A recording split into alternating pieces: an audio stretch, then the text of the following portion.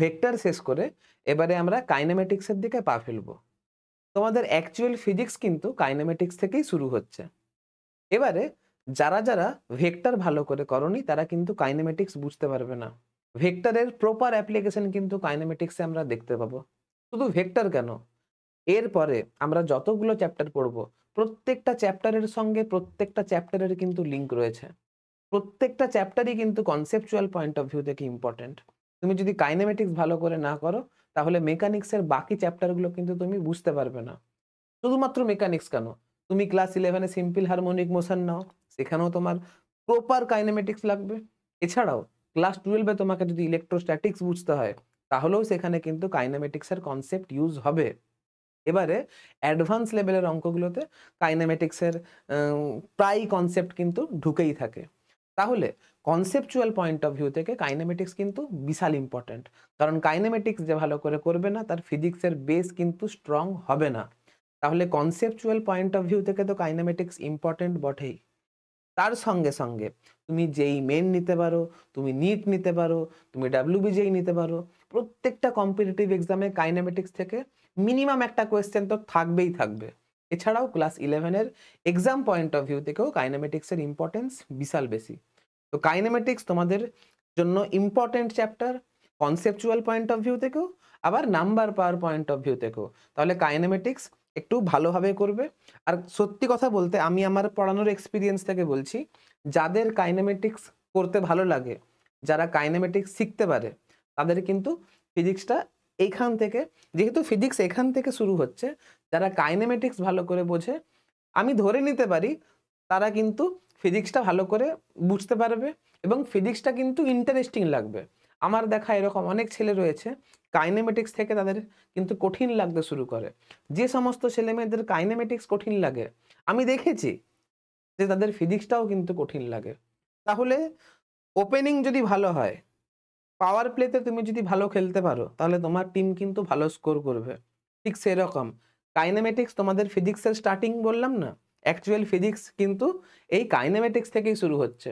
সুতরাং কাইনেমেটিক্স তোমাদের যদি ভালো করে হয়ে যায়, তোমরা এইখান থেকে এতটা কনফিডেন্স গেইন করে নেবে যে পরবর্তী ফিজিক্সের চ্যাপ্টারগুলো তোমার করতে ভালো লাগবে, ফিজিক্সের প্রতি ভালোবাসা তৈরি হবে, বাদবাকি ফিজিক্স তোমরা এনজয় করবে। আর ফিজিক্স তো এনজয় করার সাবজেক্ট। যে ফিজিক্স ভালো করে বোঝে, যার তার ফিজিক্স করতে ভালো লাগে। কারণ ফিজিক্সে দেখো মুখস্থ চলে না। ফিজিক্সে কিন্তু তুমি সুন্দর বুঝে অঙ্ক করতে পারো। যাই হোক, কথা বাড়ালে কথা বাড়ানো হবে। তো আমরা আজকে আমাদের আলোচনা শুরু করছি। সবথেকে প্রথমে যেটা আমাদেরকে বুঝতে হবে যে কাইনেমেটিক্সে আমরা কি পড়বো। দেখো, কাইনেমেটিক্সে আমরা কোনো একটা অবজেক্টের মোশন নিয়ে ডিসকাশন করব। কাইনেমেটিক্সে আমরা অবজেক্টের মোশন নিয়ে ডিসকাশন করব। কিন্তু ওই অবজেক্টের মোশনের জন্য কোন কোন ফোর্স দায়ী সেটা নিয়ে কিন্তু ডিসকাশন এখানে হবে না। আমি কি বললাম, কাইনেমেটিক্সে কোনো একটা অবজেক্টের মোশন নিয়ে ডিসকাশন হবে, কিন্তু ওই মোশনটার জন্য কোন কোন ফোর্স দায়ী, কি এমন ফোর্স কাজ করেছে যে পার্টিকেলটা ওই স্পেসিফিক মোশনটা এক্সিকিউট করেছে, ওই ফোর্স সম্পর্কে এখানে কিন্তু আলোচনা হবে না, শুধুমাত্র মোশন নিয়ে ডিসকাশন হবে। কি বলছে দেখো, দেখো কি বলছে, kinematics is the study of motion of objects. আমি কি বললাম, কাইনেমেটিক্সে শুধুমাত্র অবজেক্টের মোশন নিয়ে ডিসকাশন করা হবে। How they move in terms of position, speed, velocity and acceleration. তার মানে আমি বলছি এইখানে শুধুমাত্র অবজেক্টের মোশন নিয়ে ডিসকাশন করা হবে। এখন মোশন যদি তোমাকে ডিসকাশন করতে হয়, তোমাকে মোশন নিয়ে যদি স্টাডি করতে হয়, তাহলে তোমাকে পজিশন নিয়ে ডিসকাশন করতে হবে, তোমাদেরকে ভেলোসিটি নিয়ে স্টাডি করতে হবে, তোমাকে স্পিড নিয়ে স্টাডি করতে হবে, তোমাকে অ্যাক্সিলারেশন নিয়ে স্টাডি করতে হবে। তো ওইটাই, তাহলে এখানে আমরা পার্টিকেলের মোশন নিয়ে স্টাডি করব, how they moves in terms of position, speed, velocity and acceleration without considering the forces that causes the motion। কি বললাম বুঝতে পেরেছো?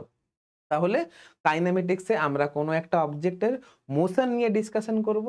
এখন মোশন বলতে আমাকে যেহেতু এইখানে অবজেক্টের মোশন নিয়ে ডিসকাশন করতে হবে, তাহলে মোশনকে রিপ্রেজেন্ট করার জন্য যে সমস্ত প্যারামিটার রয়েছে, কি কি প্যারামিটার রয়েছে, সেটা পজিশন হতে পারে, সেটা ডিসপ্লেসমেন্ট হতে পারে, সেটা ডিস্টেন্স হতে পারে, সেটা ভেলোসিটি হতে পারে, সেটা স্পিড হতে পারে, সেটা অ্যাক্সিলারেশন হতে পারে। এই সমস্ত টার্ম নিয়ে কিন্তু ডিসকাশন এই কাইনেমেটিক্সে হবে। কিন্তু ওই মোশনটা তৈরি করার জন্য বা মোশনটা এক্সিকিউট করার জন্য কি এমন ফোর্স দায়ী, কোন কোন ফোর্স দায়ী, সেই ফোর্স সম্পর্কে কিন্তু এখানে কোনো এক্সপ্লেনেশন দেওয়া হবে না, শুধুমাত্র মোশন নিয়ে ডিসকাশন করা হবে। এখন এরপরে দেখো, যেহেতু এইখানে মোশন নিয়ে ডিসকাশন করা হবে, তাহলে মোশন কথাটা যদি আসে, মোশনকে বাংলায় গতি বলা হয়, তাহলে গতি যদি আসে তাহলে স্থিতিও আসবে, অর্থাৎ মোশন যদি আসে তাহলে রেস্টও আসবে, কারণ মোশনের অপোজিটই হচ্ছে রেস্ট। তাহলে কাইনেমেটিক্সে যেহেতু আমরা মোশন নিয়ে ডিসকাশন করব, তাহলে মোশনের অপোজিট হচ্ছে রেস্ট, তাহলে রেস্ট নিয়েও ডিসকাশন করতে হবে। আমরা বুঝবো রেস্ট কি, আমরা বুঝবো মোশন কি, রেস্ট কাকে বলে, মোশন কাকে বলে, এটা আগে বোঝো। রেস্ট, এটা তো ক্লাস 9 এর কনসেপ্ট, ক্লাস 7 এর কনসেপ্ট, 7এও রেস্ট কাকে বলা, রেস্ট কি মোশন কি ক্লাস 7 এ তোমাদেরকে শেখানো হয়েছে, ক্লাস 9এও তোমাদের সিলেবাসে ছিল, আর সেম জিনিস কিন্তু আমরা ক্লাস 11এও পড়বো। রেস্ট মানে কি? An object is said to be rest if it does not change its position with respect to the observer. মানে কোনো একজন অবজারভারের রেসপেক্টে যদি কোনো একটা অবজেক্টের পজিশন যদি চেঞ্জ না হয়, তাহলে ওই অবজেক্টকে আমি ধরে নেব যে অবজেক্ট রেস্টে আছে। সাপোজ করো, আমি কি এক্সাম্পল দিতে পারি, সাপোজ করো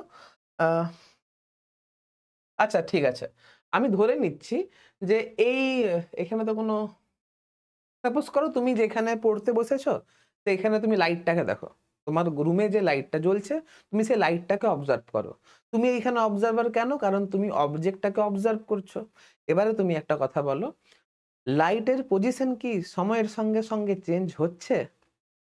টাইমের রেসপেক্টে ওই লাইটের পজিশন কি চেঞ্জ হচ্ছে? যেহেতু লাইটের পজিশন চেঞ্জ হচ্ছে না, তাহলে তোমার রেসপেক্টে ওই লাইট রেস্টে রয়েছে, ওটাই এখানে বলা আছে। An object is said to be rest if it does not change its position with respect to the observer. তাহলে অবজারভারের রেসপেক্টে, যে অবজার্ভ করছে তার রেসপেক্টে কোনো একটা অবজেক্টের পজিশন যদি চেঞ্জ না হয়, তবে সেই অবজেক্টের অবস্থাকে আমি বলতে পারি সেটা রেস্টে রয়েছে। তাহলে মোশন মানে কি? এর অপোজিটটা হবে। তাহলে কোনো একটা অবজারভারের রেসপেক্টে কোনো একটা অবজেক্টের পজিশন যদি চেঞ্জ হয়, তাহলে সেটাকে আমি বলবো সেই পার্টিকেলটা বা সেই অবজেক্টটা মোশনে রয়েছে। সাপোজ করো তুমি রাস্তায় দাঁড়িয়ে আছো, আর বাইক নিয়ে তোমার সামনে একটা লোক পেরিয়ে গেল। সাপোজ করো তুমি রাস্তায় দাঁড়িয়ে আছো, আর বাইক নিয়ে তোমার সামনে দিয়ে কোনো একটা লোক পেরিয়ে গেল।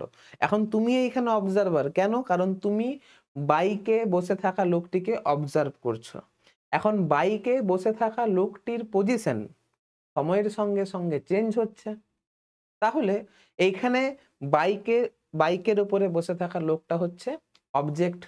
তুমি ওই লোকটাকে অবজার্ভ করছো, তাই জন্য তুমি হয়ে গেছো অবজারভার। তাহলে এইখানে অবজেক্টের পজিশন অবজারভারের রেসপেক্টে চেঞ্জ হচ্ছে, তাই জন্য আমি বলবো যে ওই অবজেক্টটা মোশনে রয়েছে। কি বলছে এখানে? An object is in motion if it changes its position with respect to the observer.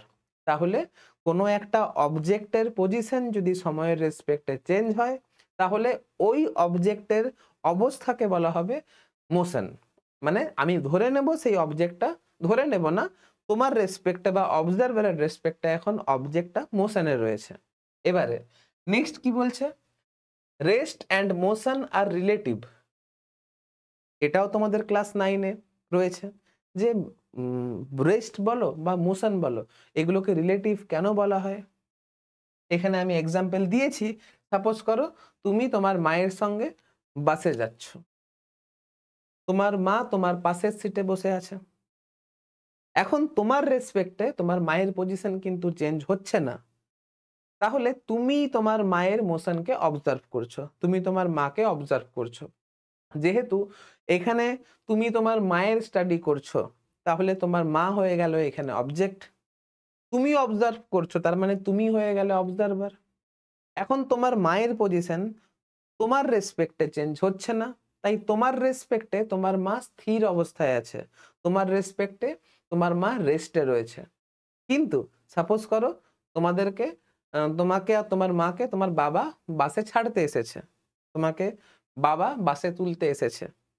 এখন বাবা রাস্তায় দাঁড়িয়ে আছে, এখন বাস ছাড়তে শুরু করেছে। এখন তোমার বাবার রেসপেক্টে তুমিও মোশনে রয়েছো আর তোমার মাও মোশনে রয়েছে। কেন? কারণ দেখো, বাবা তোমাকে আর তোমার মাকে অবজার্ভ করছে, তাহলে তুমি আর তোমার মা হয়ে গেলে এখানে অবজেক্ট। কে অবজার্ভ করেছে? তোমার বাবা অবজার্ভ করছে। তাহলে তোমার বাবার রেসপেক্টে তোমার বাবা হয়ে গেল এখানে অবজারভার। তাহলে এইখানে অবজারভারের রেসপেক্টে অবজেক্ট অর্থাৎ তুমি এবং তোমার মা। তোমার বাবার রেসপেক্টে তুমি এবং তোমার মা এখন মোশনে রয়েছে। কেন? কারণ বাস তো ছেড়ে দিয়েছে, বাসের ভেতরে তুমি আছো এবং তোমার মা আছে।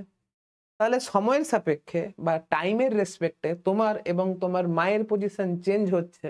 তাই জন্য বাবার রেসপেক্টে তুমি এবং তোমার মা গতিশীল অবস্থায় রয়েছে বা তুমি এবং তোমার মা মোশনে রয়েছে। এবারে আমি তোমাকে একটা কথা বলি, আমি যখন তোমাকে জিজ্ঞাসা করলাম, তুমি দেখলে যে তোমার মায়ের পজিশন টাইমের রেসপেক্টে চেঞ্জ হচ্ছে না, তাহলে তোমার রেসপেক্টে তোমার মা কিন্তু রেস্টে রয়েছে। অন্যদিকে তোমার বাবার রেসপেক্টে তোমার মায়ের পজিশন কিন্তু চেঞ্জ হচ্ছে, তাহলে তোমার বাবার রেসপেক্টে তোমার মা মোশনে রয়েছে। কি বলছি ব্যাপারটা ভালো করে বোঝো।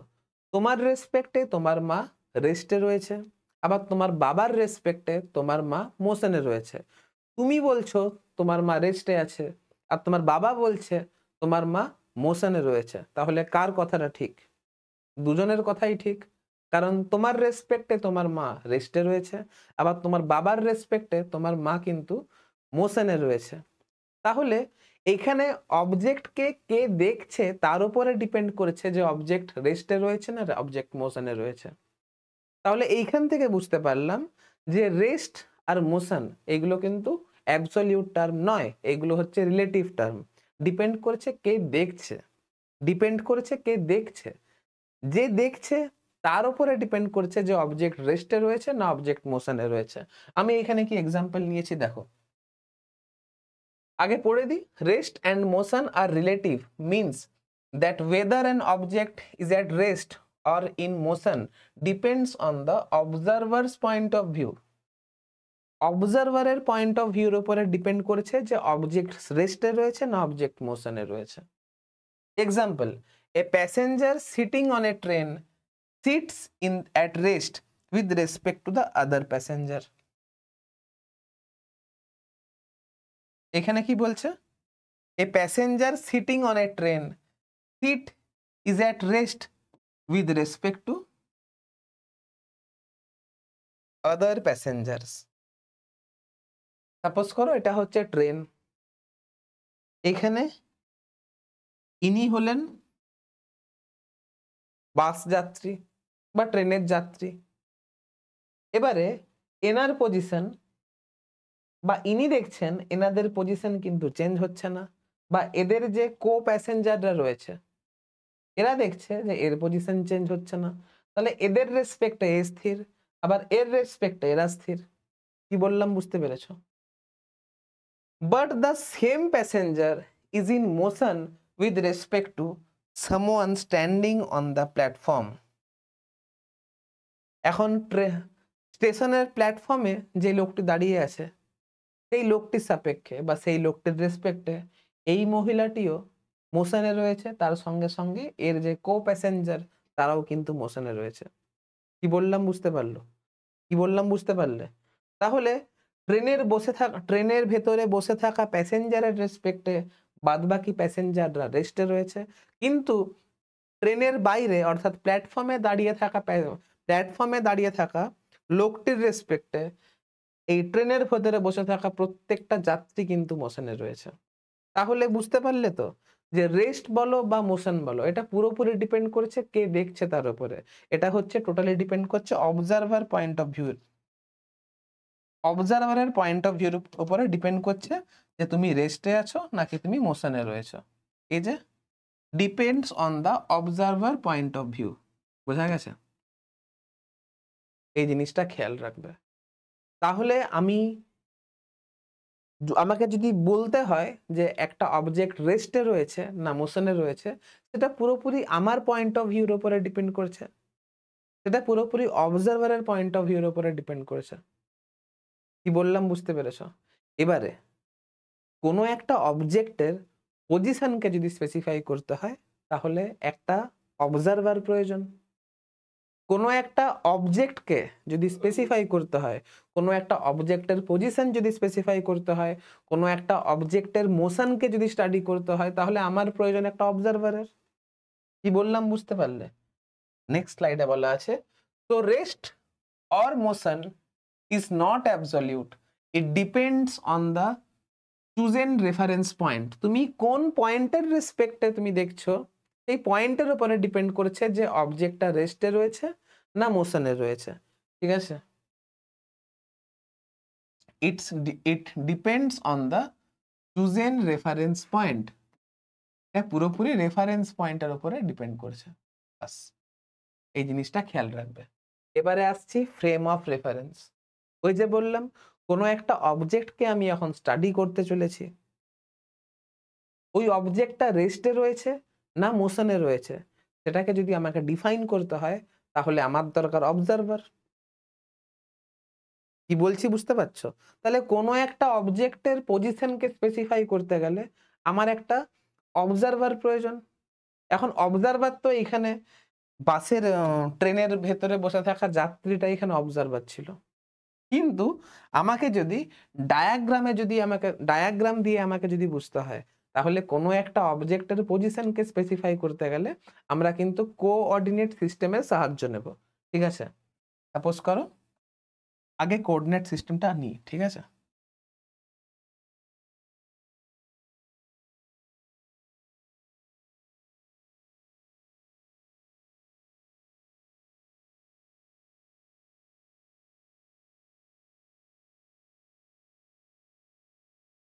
সাপোজ করো এইটা হচ্ছে একটা পয়েন্ট পি, আর এর কোঅর্ডিনেট হচ্ছে x comma Y.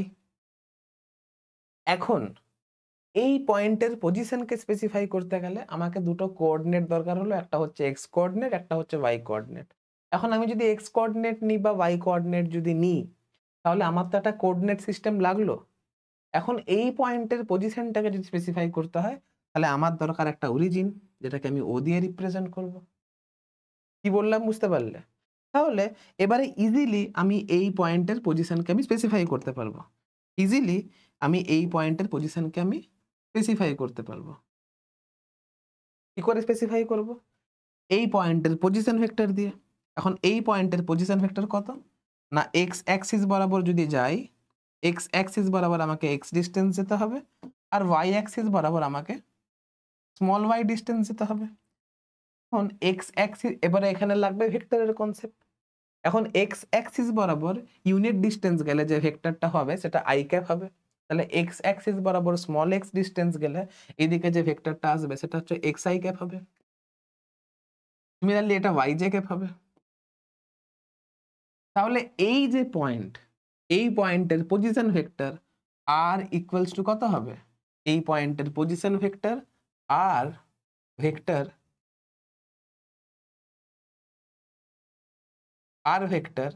Is equal to x i cap plus y j cap.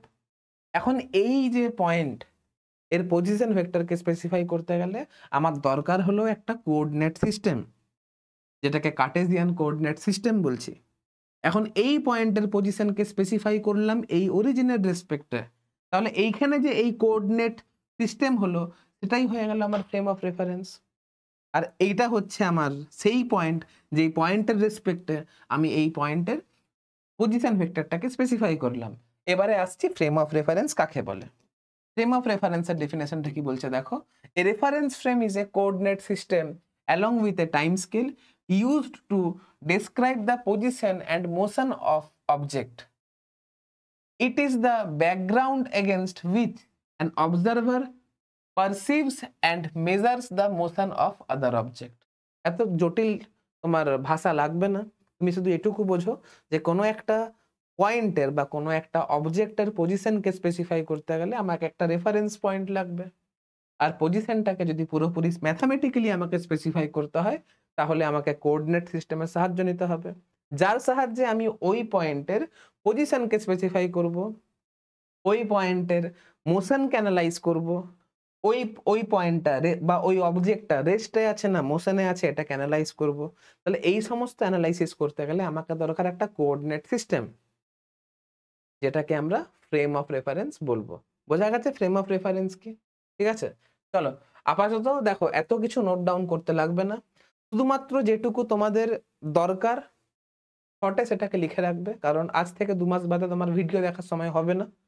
খাতাটা এমন করে বানাবে যাতে করে খাতা দেখলেই তোমার সমস্ত থিওরিটা যেন রিভাইজ হয়ে যায়। চলো নোট ডাউন করে নাও আপাতত, একটু বোর্ডটা ছাড়ছি।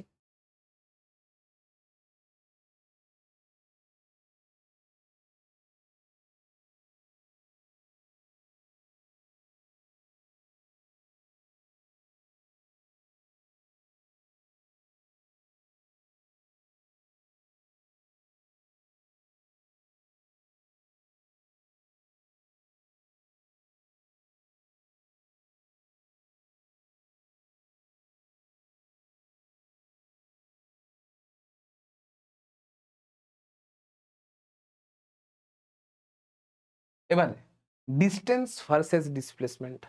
আমরা রেস্ট কি মোশন কি আর রেস্ট অ্যান্ড মোশন যে অ্যাবসলিউট টার্ম এটা বুঝেছি। রেস্ট অ্যান্ড মোশনকে অ্যানালাইসিস কি করে করব, ফ্রেম অফ রেফারেন্সের কনসেপ্ট কোথা থেকে এলো এটাও বুঝলাম। কোনো একটা পয়েন্টের পজিশন ভেক্টর, কোনো একটা অবজেক্টের পজিশন ভেক্টর কি করে বের করতে হয় কোনো একটা ফ্রেম অফ রেফারেন্সের রেসপেক্টে সেটা শিখলাম।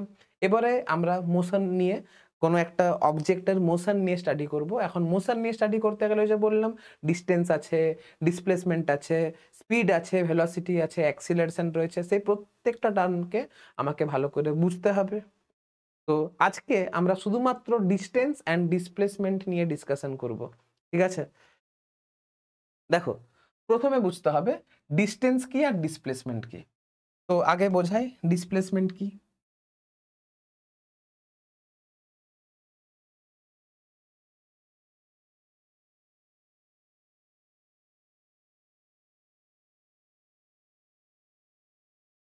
সাপোজ করো এটা হচ্ছে একটা পয়েন্ট পি আর এটা হচ্ছে একটা পয়েন্ট কিউ। এবারে তুমি পি পয়েন্ট থেকে কিউ পয়েন্ট যাচ্ছ এমনি করে ঘুরে ঘুরে।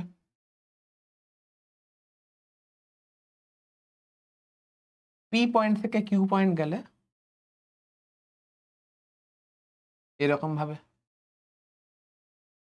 পি পয়েন্ট থেকে কিউ পয়েন্ট গেলে এরকম ভাবে,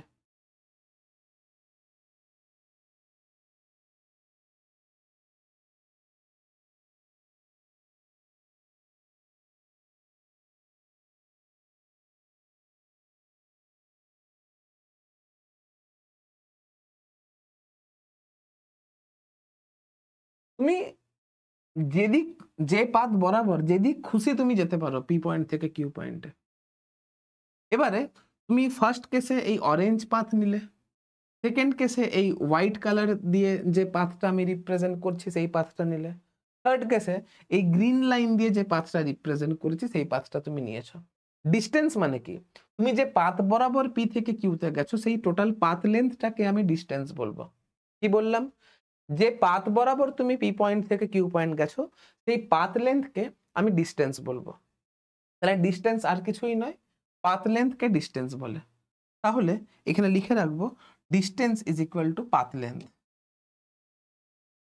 লিখে রাখবো ডিস্টেন্স ইজ ইকুয়াল টু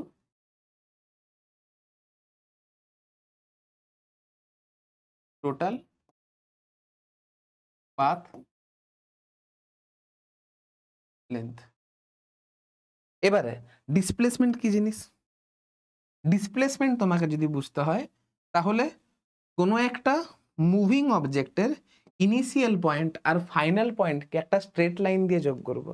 তোমাকে ডিসপ্লেসমেন্ট যদি বুঝতে হয় তাহলে কোনো একটা মুভিং পার্টিকুলার ডিসপ্লেসমেন্ট সম্পর্কে যদি বুঝতে হয়, দেখো ডিসপ্লেসমেন্ট মানে হচ্ছে কোনো একটা মুভিং পার্টিকেলের ইনিশিয়াল পয়েন্ট বা প্রাথমিক বিন্দু এবং অন্তিম বিন্দুকে যদি একটা স্ট্রেট লাইন দিয়ে যদি কানেক্ট করি, তাহলে সেই স্ট্রেট লাইনের লেন্থটাকে বলা হবে ডিসপ্লেসমেন্ট। এখানে ইনিশিয়াল পয়েন্ট ছিল পি, ফাইনাল পয়েন্ট হচ্ছে কিউ, তাহলে পি কে কিউ মানে পি আর কিউ এর মধ্যে একটা স্ট্রেট লাইন কানেক্ট করব, আর এই স্ট্রেট লাইনের লেন্থটাই হবে আমার ডিসপ্লেসমেন্ট। ঠিক আছে,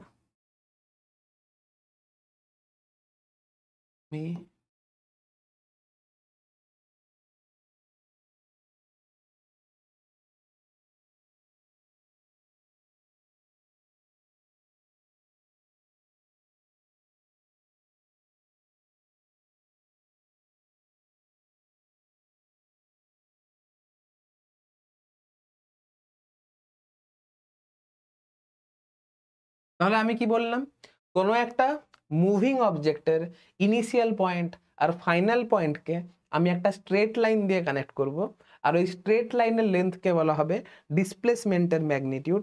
খেয়াল রাখবে ডিসপ্লেসমেন্ট ইজ ভেক্টর কোয়ান্টিটি, খেয়াল রাখবে ডিসপ্লেসমেন্ট ইজ ভেক্টর কোয়ান্টিটি। আর এর ডিরেকশন কি হবে, ভেক্টর কোয়ান্টিটি মানে অবভিয়াস ব্যাপার, তার ডিরেকশন থাকবে, এর ডিরেকশন হবে ইনিশিয়াল পয়েন্ট থেকে ফাইনাল পয়েন্টের দিকে। ঠিক আছে, তাহলে ডিসপ্লেসমেন্ট কি, তাহলে displacement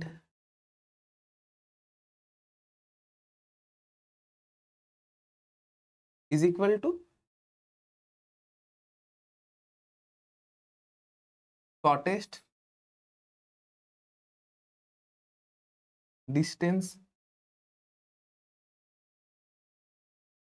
between initial and final position. ঠিক আছে, এবারে এই ডিসপ্লেসমেন্টের ডাইরেকশন আছে, এই ডিসপ্লেসমেন্টের ডাইরেকশন আছে,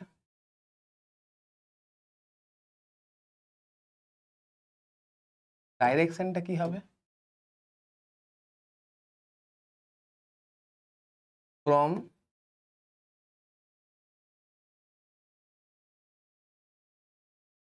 ইনিশিয়াল টু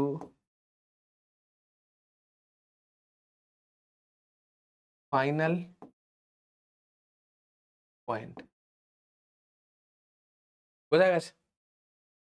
তাহলে ডিস্টেন্স মানে হচ্ছে টোটাল পাথ লেন্থকে আমি ডিস্টেন্স বলবো, অবভিয়াস ব্যাপার। টোটাল পাথ লেন্থ এই দিক বরাবর হতে পারে, এই দিক বরাবর হতে পারে, এই দিক বরাবর হতে পারে, যা খুশি মান হতে পারে। তাহলে ডিস্টেন্স ইজ স্কেলার কোয়ান্টিটি, যেটা শুধুমাত্র পাথ লেন্থকে রিপ্রেজেন্ট করে। অন্যদিকে ডিসপ্লেসমেন্ট হচ্ছে ভেক্টর কোয়ান্টিটি, যেটা ইনিশিয়াল পয়েন্ট আর ফাইনাল পয়েন্টের মধ্যে শর্টেস্ট ডিস্টেন্সকে রিপ্রেজেন্ট করবে। বা ইনিশিয়াল পয়েন্ট আর ফাইনাল পয়েন্টকে যদি একটা স্ট্রেট লাইন দিয়ে যদি কানেক্ট করো, তাহলে সেই স্ট্রেট লাইনের লেন্থটা হচ্ছে ডিসপ্লেসমেন্টের ম্যাগনিটিউড। আর আমি বললাম ডিসপ্লেসমেন্ট ইজ ভেক্টর কোয়ান্টিটি, তাহলে ডিরেকশনও থাকবে, আর এর ডিরেকশনটা হচ্ছে ইনিশিয়াল পয়েন্ট থেকে ফাইনাল পয়েন্টের দিকে। তাহলে পয়েন্ট নাম্বার 1 কি বলছে, distance is a scalar while displacement is a vector. বোঝা গেছে? এবারে কি আছে, distance depends on path while displacement is independent of path but depend only on final and initial position. ডিস্টেন্সের ভ্যালু পাথের উপরে ডিপেন্ড করবে। সবথেকে বেশি পাথ লেন্থ হচ্ছে এই গ্রিন পাথটার ক্ষেত্রে, তাহলে এইখানে ডিস্টেন্স সব থেকে বেশি। তারপরে আসছে অরেঞ্জ পাথ, তারপরে আসছে হোয়াইট পাথ।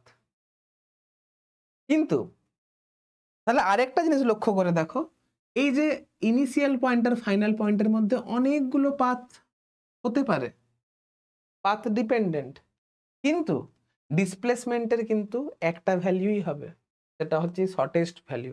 বোঝা গেছে? আর এই যে ডিসপ্লেসমেন্ট, সেটা ইনিশিয়াল পজিশন আর ফাইনাল পজিশনের উপরেই ডিপেন্ড করবে।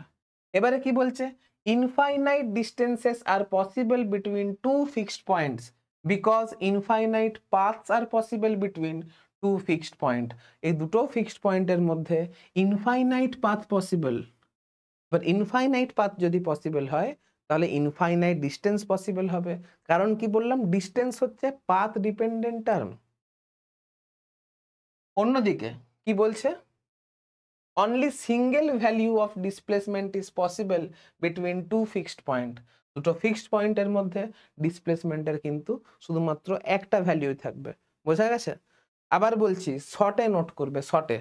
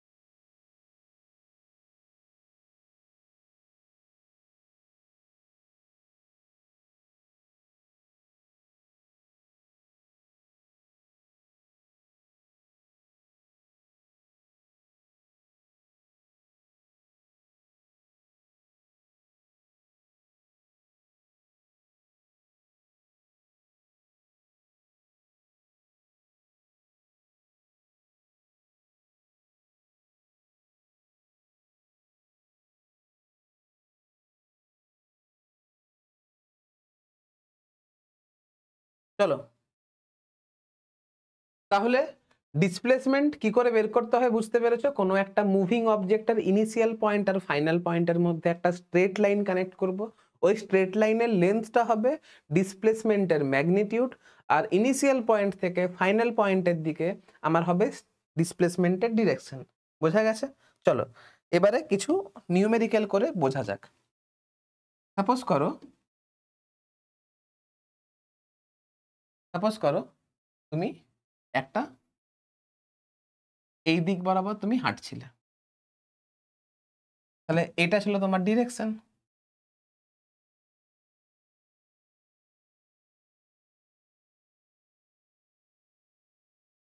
এবারে তুমি তোমার ইনিশিয়াল ডিরেকশনের থেকে তুমি 120 ডিগ্রি টার্ন মারলে,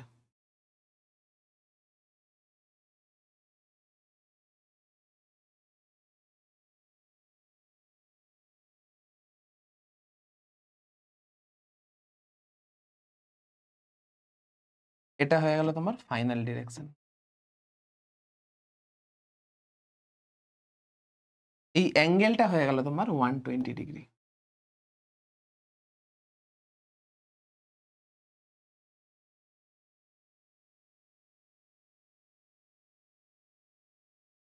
তাহলে এটা হয়ে গেল তোমার ইনিশিয়াল পয়েন্ট, এটা হয়ে গেল তোমার ইনিশিয়াল পয়েন্ট বা এ, এটা হয়ে গেল তোমার ফাইনাল পয়েন্ট, এটা হয়ে গেল বি। তোমাকে এখন ডিসপ্লেসমেন্ট কত হয়েছে বের করতে হবে। সাপোজ করো এই আরো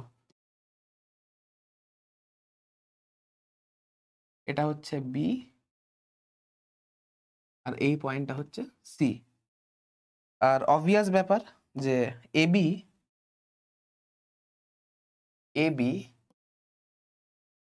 equals to BC equals to suppose করো 50 মিটার। ঠিক আছে, তোমাকে ডিসপ্লেসমেন্ট বের করতে হবে,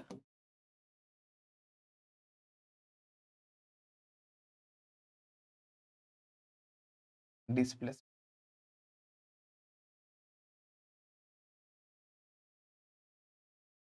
ইজ ইকুয়াল টু কত?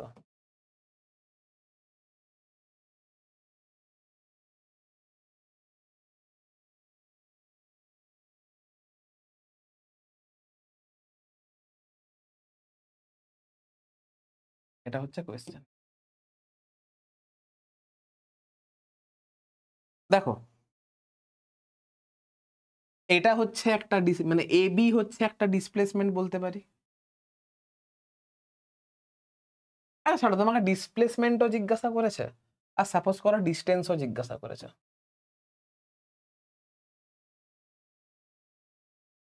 ডিস্টেন্স ইজ ইকুয়াল টু কত, এটাও জিজ্ঞাসা।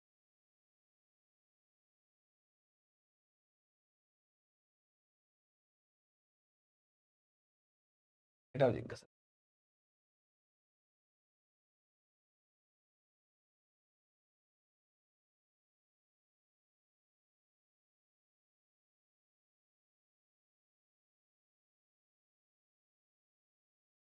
দেখো, distance is equal two total path length, এই পাথ প্লাস এই পাথ। তাহলে আমি দেখতে পাচ্ছি যে ডিস্টেন্স ইজ ইকুয়াল টু আসবে 50 প্লাস 50।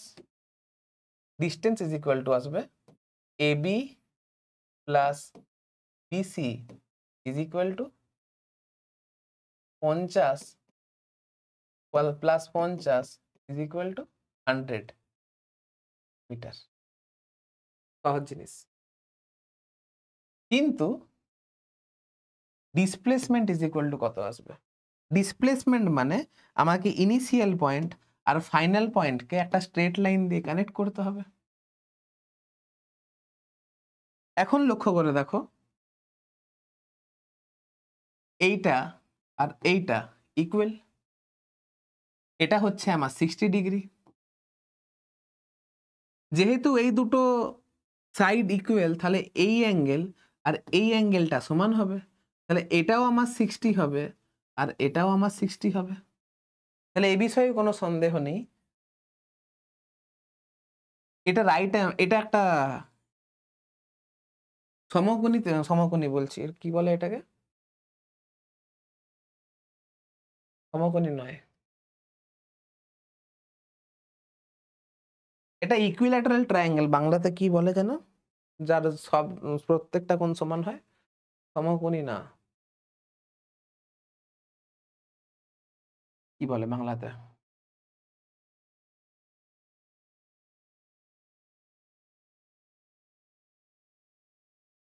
নামটা মাথায় আসছে না, যাই হোক, এটা হচ্ছে ইকুইল্যাটারাল ট্রায়াঙ্গেল যার প্রত্যেকটা কোণ সমান। বাংলা নামটা একদম মাথায় আসছে না। তারপরে তাহলে তুমি বলো, এটা যদি 100 হয়, এটা যদি 100 হয়, তাহলে অবভিয়াস ব্যাপার এটাও 100 হবে। সরি, এটা যদি আমার 50 হয়, এটা যদি আমার 50 হয়, তাহলে অবভিয়াস ব্যাপার না এটাও 50 হবে। তাহলে ডিসপ্লেসমেন্ট ইজ ইকুয়াল টু চোখ বন্ধ করে 50 সেন্টিমিটার হবে। কারণ এটা আমার ইকুইল্যাটারাল ট্রায়াঙ্গেল হয়ে গেল। তাহলে প্রত্যেকটা বাহুর দৈর্ঘ্য বা প্রত্যেকটা সাইড আমার সেম হবে। তাহলে এটা 50 হলে এটা 50 হলে আমার এটাও 50 হবে। ঠিক আছে, এটা হচ্ছে একটা মেথড। আর একটা মেথড আছে, সাপোজ করো মেথড 2।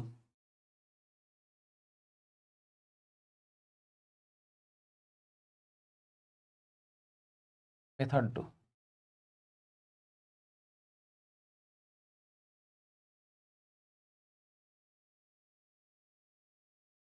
সাপোজ করো এবি ভেক্টর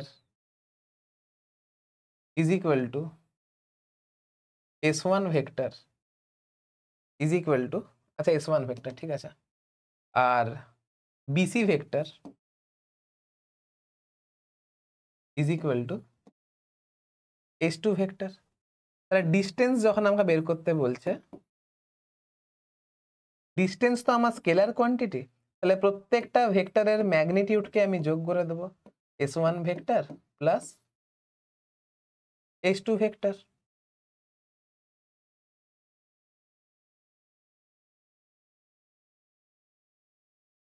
S1 ভেক্টরের ম্যাগনিটিউড প্লাস S2 ভেক্টরের ম্যাগনিটিউড, মানে 50 plus 50 is equal to 100 metre. কিন্তু ডিসপ্লেসমেন্ট যখন আমি হিসাব করব,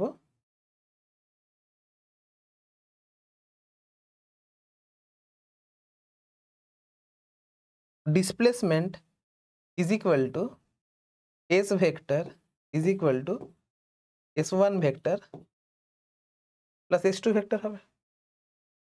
কি বললাম বুঝতে পারলে? এই ভেক্টর আর এই ভেক্টরের ভেক্টর সামটাই আমার নেট ডিসপ্লেসমেন্ট হবে।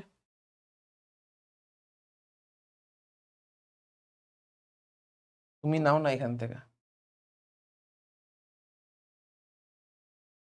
এই ভেক্টর আর এই ভেক্টর, জায়গা তো নেই।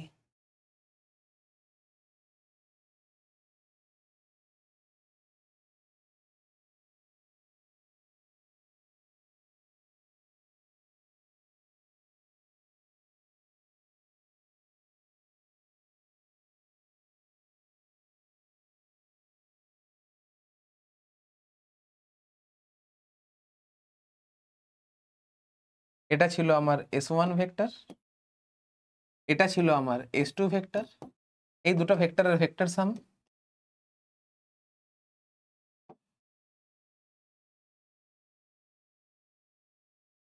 এটা এটা হচ্ছে আমার S ভেক্টর। এবারে তুমি বলো S1 ভেক্টরের ম্যাগনিটিউড আর S2 ভেক্টরের ম্যাগনিটিউড হচ্ছে সেম, আর এই দুটো ভেক্টরের মধ্যে অ্যাঙ্গেলটা হয়ে গেছে 120 ডিগ্রি। তাহলে দুটো সেম ম্যাগনিটিউডের দুটো ভেক্টর, এদের মধ্যবর্তী অ্যাঙ্গেল যদি 120 ডিগ্রি হয়, তাহলে এস এর যে ম্যাগনিটিউড হবে, সেটা আমার প্রত্যেকটা ভেক্টরের ম্যাগনিটিউডের সঙ্গে ইকুয়াল হবে। তাহলে সেটাও 50 মিটারই হবে। কি বললাম বুঝতে পারলে? কেন 50 মিটার হবে? কারণ তোমাকে শর্ট ট্রিক শিখিয়েছিলাম যে দুটো ইকুয়াল ম্যাগনিটিউড, আমি শিখিয়েছিলাম এ ভেক্টর এর ম্যাগনিটিউড আর বি ভেক্টরের ম্যাগনিটিউড যদি ইকুয়াল হয়, সাপোজ করো সেটা হচ্ছে 50, তাহলে A vector plus B vector এদের ম্যাগনিটিউড 50 হবে বলেছিলাম। আর রেজাল্টেন্টটা একদম মাঝ বরাবর কাজ করে। তুমি এইভাবেও করতে পারো। এখন তোমার মনে হতে পারে যে এই মেথডটা খুব সোজা, তাহলে বেকার আমি এই মেথডে কেন করতে যাব? বিশ্বাস করো, প্রত্যেকটা অঙ্ক কিন্তু আমি এই মেথডেই করাবো, কারণ এটা হচ্ছে ইউনিভার্সাল মেথড। এই মেথডটা তোমাকে করতে পারতে হবে। ঠিক আছে, চলো নোট ডাউন করে নাও।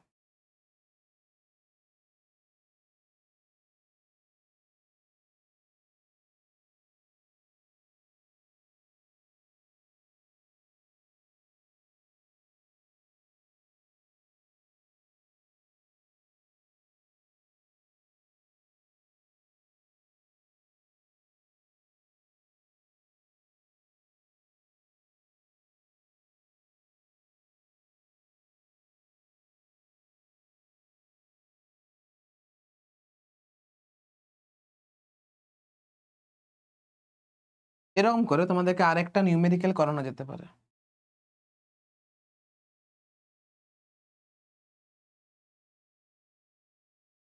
দেখো,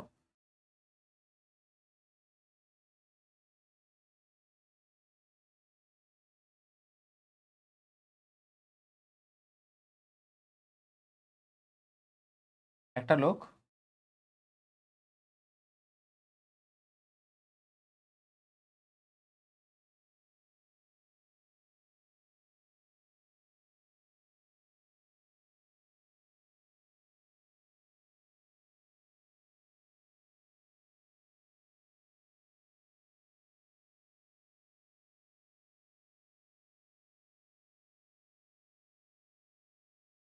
এই পাথ বরাবর গেছে।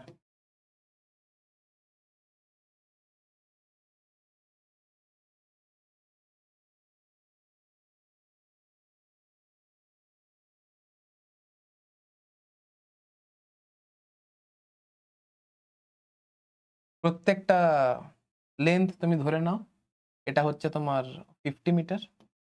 ছাড়ো, এটা হচ্ছে এ পয়েন্ট, এটা হচ্ছে বি পয়েন্ট, এটা হচ্ছে সি পয়েন্ট, এটা হচ্ছে ডি পয়েন্ট। তোমাকে কি বের করতে হবে? তোমাকে ডিস্টেন্স বের করতে হবে।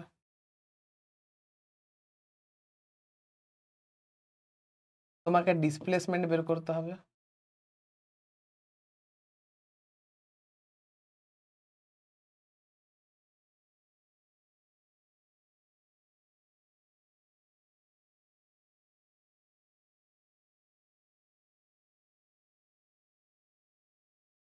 তোমাকে এই দুটো জিনিস বের করতে হবে। আর তোমাকে বলে দিয়েছে যে এবি ইকুয়ালস টু, তোমাকে বলে দিয়েছে যে AB is equal to BC is equal to CD is equal to 50 centimetre বলে দিয়েছে।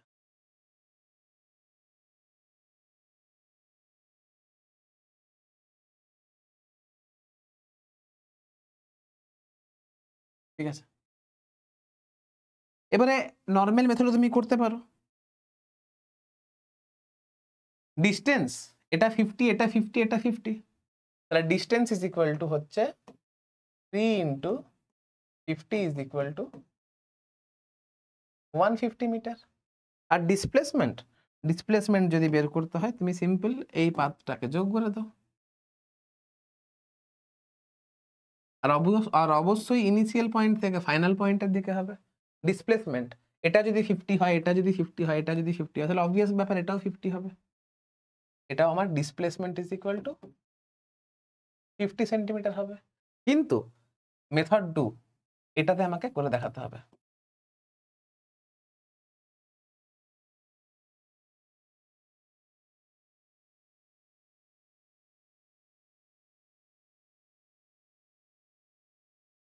এই মেথডটা তুমি কি করে দেখাবে?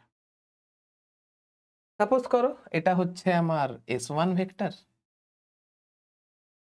এটা হচ্ছে আমার S2 ভেক্টর, এটা হচ্ছে আমার S3 ভেক্টর। তাহলে যখন আমি ডিস্টেন্স বের করছি,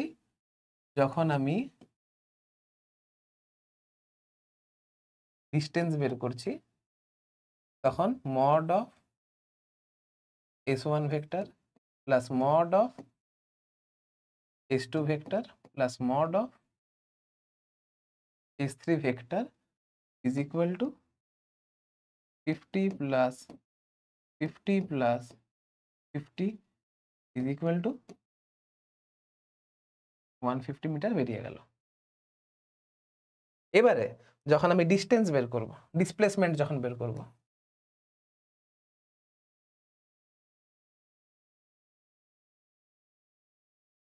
displacement is equal to S vector is equal to S1 vector plus S2 vector plus S3 vector. এবারে দেখো আমি কি করে এদেরকে ভেক্টরিক্যালি অ্যাড করব। প্রথমে ছিল এই ভেক্টরটা, নিয়ে আসো।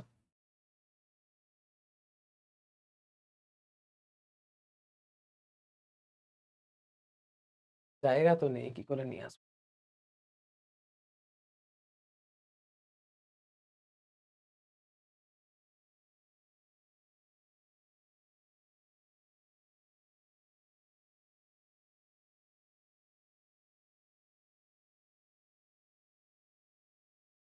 এটা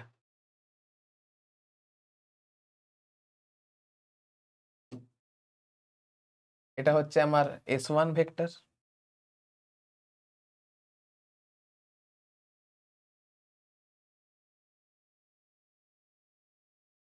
এটা হচ্ছে আমার S2 ভেক্টর, এটা হচ্ছে আমার S3 ভেক্টর। তাহলে এটা হয়ে গেল আমার S1 ভেক্টর, এটা হয়ে গেল আমার S2 ভেক্টর, এটা হয়ে গেল আমার S3 ভেক্টর। আর যেহেতু S1 ভেক্টর আর S3 ভেক্টরের ম্যাগনিটিউড সেম আর অপোজিট ডাইরেকশনে কাজ করছে, তাহলে আমি বলতে পারি এই ভেক্টর আর এই ভেক্টর কিন্তু ক্যান্সেল করে যাবে। তাহলে রেজাল্টেন্ট ভেক্টর কিন্তু এই ডাইরেকশনে কাজ করবে। আর তাই তো হয়েছে, দেখো না, রেজাল্টেন্ট ভেক্টর তো এই ডাইরেকশনেই কাজ করেছে।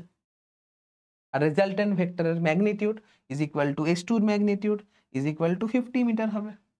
তাহলে S ভেক্টর, তাহলে S এর যে ম্যাগনিটিউড সেটা S ভেক্টরের ম্যাগনিটিউড, তাহলে S এর যে ভ্যালু সেটা S ভেক্টরের ম্যাগনিটিউড ইজ ইকুয়াল টু আমার 50 মিটার হবে।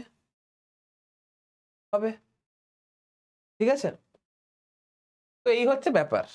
বা তুমি যদি এরকম করে যদি ব্যাপারটাকে ভাবো,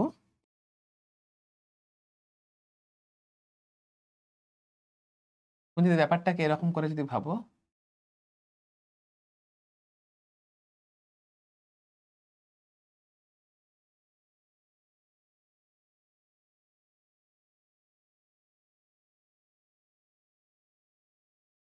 তুমি যদি এটাকে নর্থ ভাবো, এটাকে যদি সাউথ ভাবো, এটাকে যদি ইস্ট ভাবো, এটাকে যদি ওয়েস্ট ভাবো, এইদিকে যদি এক্স অ্যাক্সিস নাও এটাকে যদি আই ক্যাপ ভাবো, এটাকে যদি ওয়াই অ্যাক্সিস নাও এটাকে যদি তুমি জে ক্যাপ ভাবো। ঠিক আছে, তাহলে s1 vector is equal to 50 j cap হবে, s2 vector is equal to 50 i cap হবে। আর যেহেতু s3 ভেক্টর সাউথের দিকে কাজ করছে, তাহলে s3 vector is equal to 50 minus j cap লিখতে পারি। তাহলে তুমি লক্ষ্য করে দেখো 50 j cap minus 50 j cap কেটে যাবে, তাহলে net vector is equal to 50 i cap হবে। তাহলে অবভিয়াসলি এখানে তুমি ডাইরেকশনটাও পেয়ে যাচ্ছ, এখানে তুমি direction is along x axis, আর তুমি S vector is equal to s2 vector is equal to 50 i cap পেয়ে যাচ্ছ। আর কি আছে, বেশি ডিটেলস তুমি এখানে পাচ্ছ। ঠিক আছে, তো এই হচ্ছে অঙ্ক, নোট ডাউন করে নাও।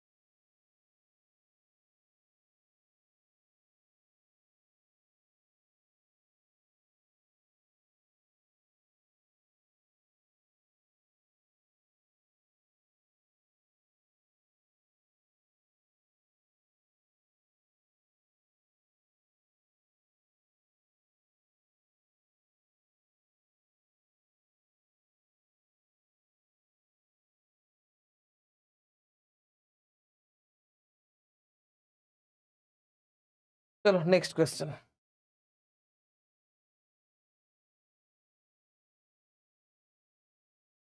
দেখো কি বলছে,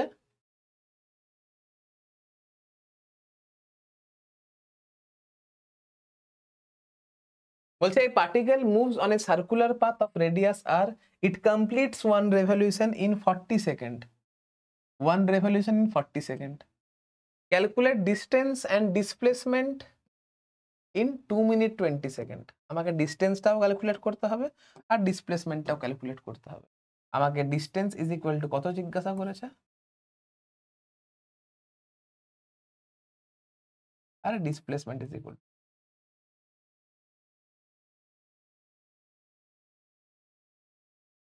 দেখো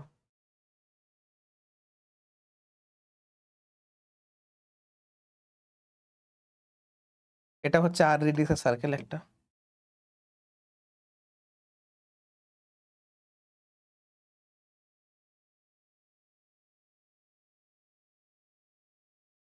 ঠিক আছে, এই রেডিয়াসটা হচ্ছে আমার আর। এবারে বলছে ওয়ান রেভলিউশন ইন 40 সেকেন্ড, তাহলে এত মিনিটে কতগুলো রেভলিউশন কমপ্লিট করবে, তাহলে revolution,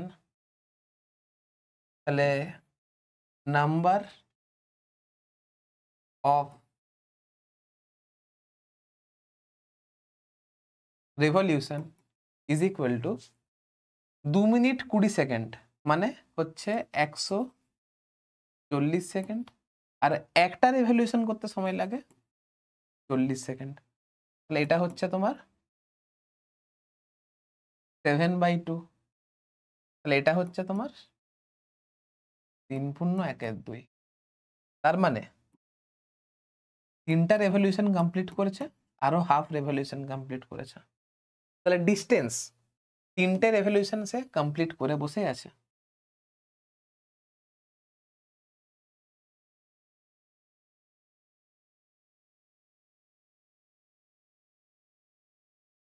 distance is equal to কত হবে, ডিস্টেন্স ইজ ইকুয়াল টু 3টে রেভলিউশন মানে সরি 7/2 রেভলিউশন মানে 7/2 ইন্টু একটা রেভলিউশন করলে সে কতটা পাথ ট্রাভেল করছে, একটা রেভলিউশন করলে সে পাথ ট্রাভেল করছে, একটা কমপ্লিট রেভলিউশন করলে সে পাথ ট্রাভেল করছে 2πr। তাহলে 7/2 রেভলিউশন করলে সে টোটাল পাথ ট্রাভেল করবে 7/2 into 2πr is equal two আসছে তোমার 7πr। ঠিক আছে, এবারে ডিসপ্লেসমেন্ট কত হবে? সাপোজ করো পার্টিকেল এইখান থেকে তার মোশন শুরু করেছে,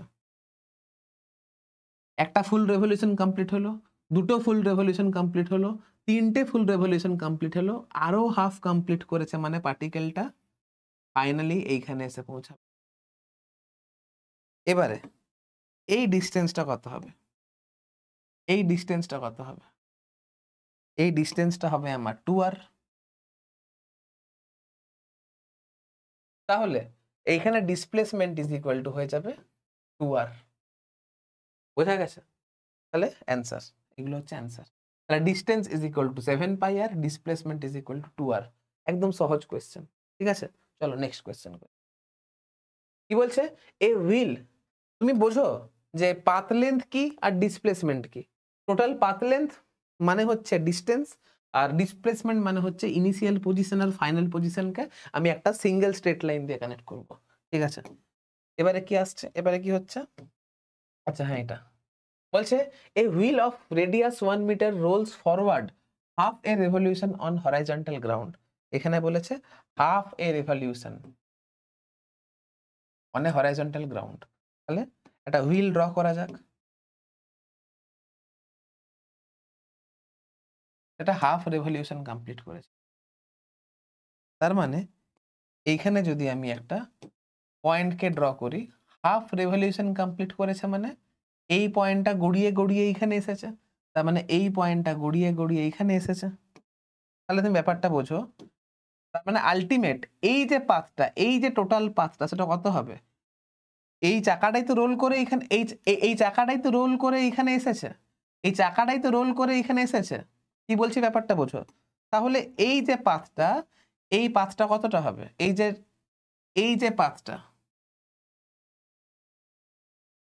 এই পাথটা কতটা হবে বলো? আলটিমেট এই যে পেরিমিটার, এই যে টোটাল, এই যে রোল করলো চাকাটা, এই চাকাটা পুরোপুরি রোল করলো, তাহলে এই যে এই যে এতটা অংশ, এই যে এতটা অংশ,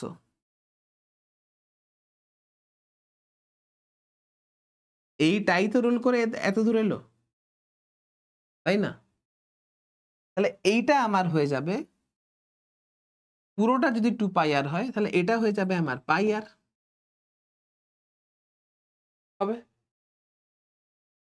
রেডিয়াস তো 1 বলে দিয়েছে, তাহলে এটা হয়ে যাবে আমার পাই। আচ্ছা, কি বলছে? The magnitude of the displacement of the point of wheel initially in contact with ground। আমাকে ডিসপ্লেসমেন্ট চেয়েছে, তাহলে এইটা হয়ে গেছে আমার ইনিশিয়াল, এই পজিশনটা হয়ে গেছে আমার ইনিশিয়াল পজিশন, এই পজিশনটা হয়ে গেছে আমার ফাইনাল পজিশন। ইনিশিয়াল পজিশন আর ফাইনাল পজিশনকে আমাকে একটা স্ট্রেট লাইন দিয়ে কানেক্ট করতে হবে। চলো কানেক্ট করলাম। এখন এইটা হয়ে গেছে আমার পাই। এইটা কত হবে? এটা কত হবে?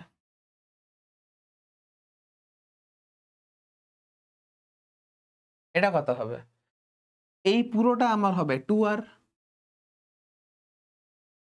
এই পুরোটা হয়ে যাবে আমার 2r, তার মানে r এর ভ্যালু তো 1, এটা হয়ে যাবে 2।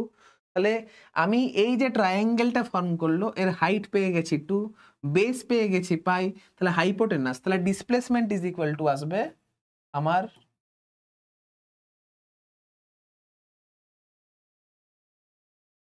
ডিসপ্লেসমেন্ট ইজ ইকুয়াল টু আসবে রুট আন্ডার হাইট স্কোয়ার মানে 2 স্কোয়ার প্লাস বেস স্কোয়ার মানে এটা হয়ে যাচ্ছে তোমার পাই স্কোয়ার। তাহলে ডিসপ্লেসমেন্ট ইজ ইকুয়াল টু আসবে 4 প্লাস পাই স্কোয়ার। এটা ডিসপ্লেসমেন্টের ভ্যালু। বুঝতে পেরেছো?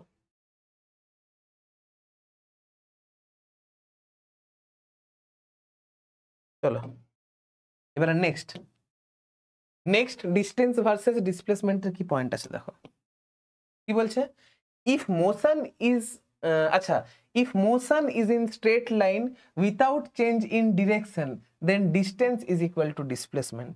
ঠিক আছে, এটা কি বলছে দেখো তো। সাপোজ করো এটা একটা স্ট্রেট লাইন আমি ড্র করছি,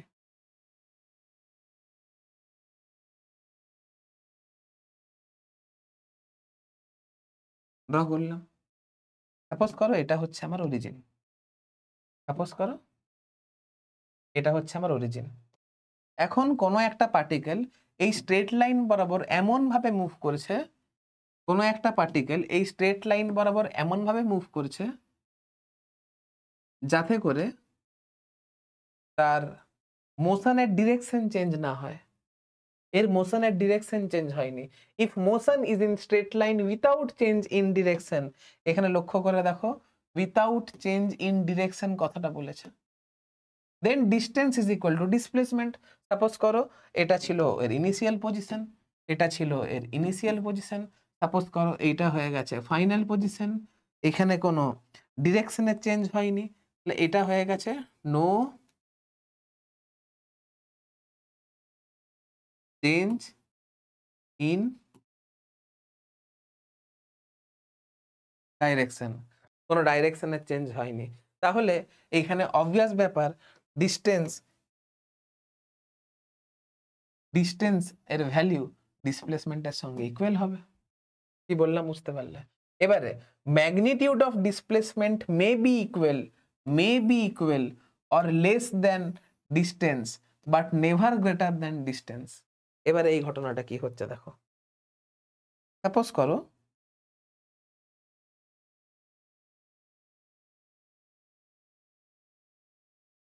করো এটা হচ্ছে একটা স্ট্রেট লাইন, ঠিক আছে। এবারে একটা পার্টিকেল এই দিক বরাবর যাচ্ছিল, দিয়ে এইখান থেকে একটু ব্যাক করলো, এতটা ব্যাক করলো, এইখান থেকে এতটা ব্যাক করলো, দিয়ে আবার এইখান থেকে এতটা গেল,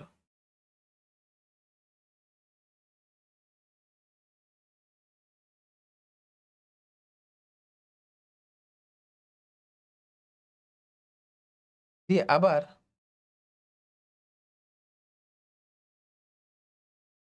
এইখান থেকে এতটা ব্যাক করলো, দিয়ে আবার এখান থেকে এতটা গেল।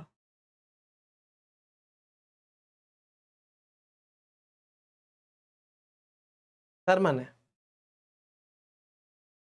এটা হয়ে গেল তোমার ইনিশিয়াল পজিশন, এইটা হয়ে গেল তোমার ইনিশিয়াল পজিশন, এটা হয়ে গেল তোমার ফাইনাল পজিশন। কিন্তু এইখান থেকে যে এইখানে গেল সে এরকম করে এরকম করে এরকম করে এরকম করে এইখানে পৌঁছালো। মানে ব্যাপারটা দেখতে কিরকম হলো বলো তো? এইখান থেকে এইখানে এলো, দিয়ে এরকম এলো, দিয়ে আবার এরকম গেল, দিয়ে আবার এতটা এলো, দিয়ে আবার এতটা গেল, এরকম করে গেল।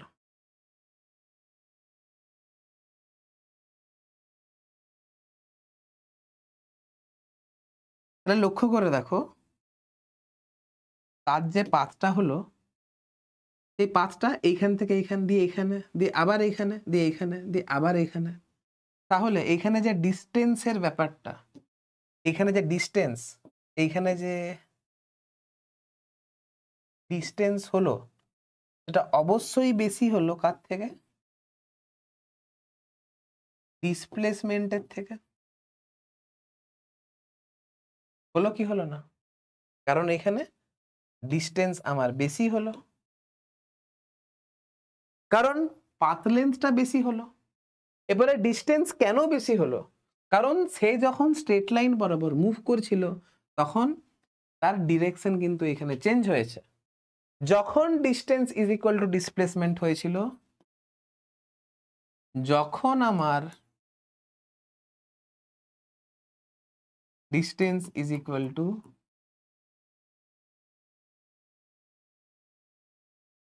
ডিসপ্লেসমেন্ট হয়েছিল তখন নো চেঞ্জ ইন ডিরেকশন ছিল, কিন্তু এইখানে ডিস্টেন্স এর ভ্যালু ডিসপ্লেসমেন্টের থেকে বেশি হয়েছে। কেন? কারণ এইখানে ডিরেকশন চেঞ্জ হয়েছে। Direction is change, direction change হয়েছে, তাই জন্য ডিস্টেন্সের ভ্যালু ডিসপ্লেসমেন্টের থেকে বেশি হয়েছে। তাহলে এইখান থেকে বোঝা গেল যখন কোনো একটা অবজেক্ট স্ট্রেট লাইন বরাবর মুভ করবে আর যখন তার ডিরেকশন যখন চেঞ্জ হবে না তখন distance is equal to displacement হবে। আবার যখন কোনো একটা পার্টিকেল স্ট্রেট লাইন বরাবর মুভ করবে আর যখন তার মোশনের ডিরেকশন যখন চেঞ্জ হবে তখন অবভিয়াস ব্যাপার তার পাথ লেন্থ বেশি হবে, পাথ লেন্থ বেশি হওয়ার জন্য ডিস্টেন্সের ভ্যালু ডিসপ্লেসমেন্টের থেকে বেশি হবে। কখন? না যখন ডিরেকশন চেঞ্জ হবে। তাহলে এই দুটো ইকুয়েশন, এটাকে আমি যদি ইকুয়েশন নাম্বার 1 দিই, এটাকে যদি আমি ইকুয়েশন নাম্বার 1 দিই আর এটাকে যদি আমি ইকুয়েশন নাম্বার 2 দিই, তাহলে 1 আর 2 থেকে বলতে পারি যে ডিস্টেন্স এর ভ্যালু ডিসপ্লেসমেন্টের থেকে বড় বা সমান হবে। তাহলে এইখান থেকে বোঝা গেল যে ডিস্টেন্স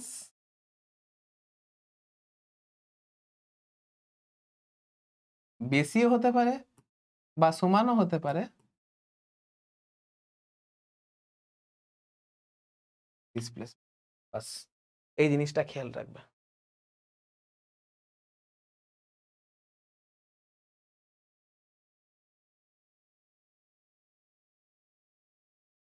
এখান থেকে প্রচুর অঙ্ক করানো যেতে পারে। দেখো এখান থেকে অঙ্ক রয়েছে, a particle start from origin goes along x axis upon point initial point হচ্ছে 5 metre, 0 and then returns along the same line to the point -10 metre, 0. Find distance and displacement of the particle during the trip. ঠিক আছে, চলো draw করা যাক। তাহলে এটা হচ্ছে suppose করো আমার এক্স অ্যাক্সিস,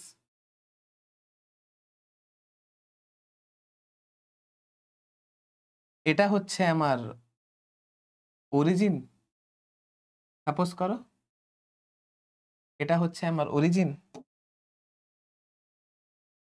এটা হচ্ছে 0,0,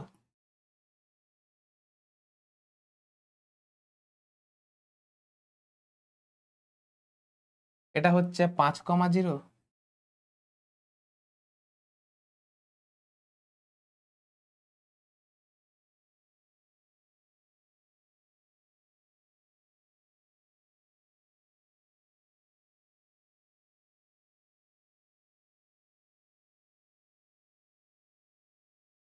আর এটা হচ্ছে তোমার বি পয়েন্ট -10,0। ঠিক আছে, কি বলছে? A particle start from the origin, এখানে পার্টিকেলটা যাত্রা শুরু করেছে অরিজিন থেকে, স্টার্ট ফ্রম অরিজিন, অরিজিন থেকে যাত্রা শুরু করেছে। তার মানে পার্টিকেলের পাথটা কি রকম? পার্টিকেলের পাথটা হচ্ছে যে ও থেকে যাত্রা শুরু করেছে, তারপরে এইখান থেকে রিটার্ন মেরে সে আলটিমেট সে বি পয়েন্টে এসেছে। তাহলে এখন আমাকে ডিস্টেন্সটা কি আছে? তাহলে এই যে পাথটা ফলো করেছে সেই পাথটা হচ্ছে এই পাথ। তাহলে তুমি এটাকে সাপোজ করো S1 ভেক্টর, এটাকে সাপোজ করো S1 ভেক্টর, এটাকে সাপোজ করো S2 ভেক্টর। তাহলে ডিস্টেন্স ইজ ইকুয়াল টু আসবে, তাহলে ডিস্টেন্স ইজ ইকুয়াল টু আসবে S1 ভেক্টরের মড প্লাস S2 ভেক্টরের মড। এখন এই ডিস্টেন্সটা হয়ে গেল তোমার 5 আর এই ডিস্টেন্সটা হয়ে গেল, দেখো এটা হচ্ছে 10 আর এটা হচ্ছে 5, তাহলে এটা হয়ে গেল 15, তাহলে এটা হয়ে গেল 20 মিটার। কারণ এটা হয়ে গেল 5, এটা -10 মানে এটা হয়ে গেল 10 আর এটা হয়ে গেল 5, তাহলে 20 মিটার। আর ডিসপ্লেসমেন্ট ইজ ইকুয়াল টু কত আসবে?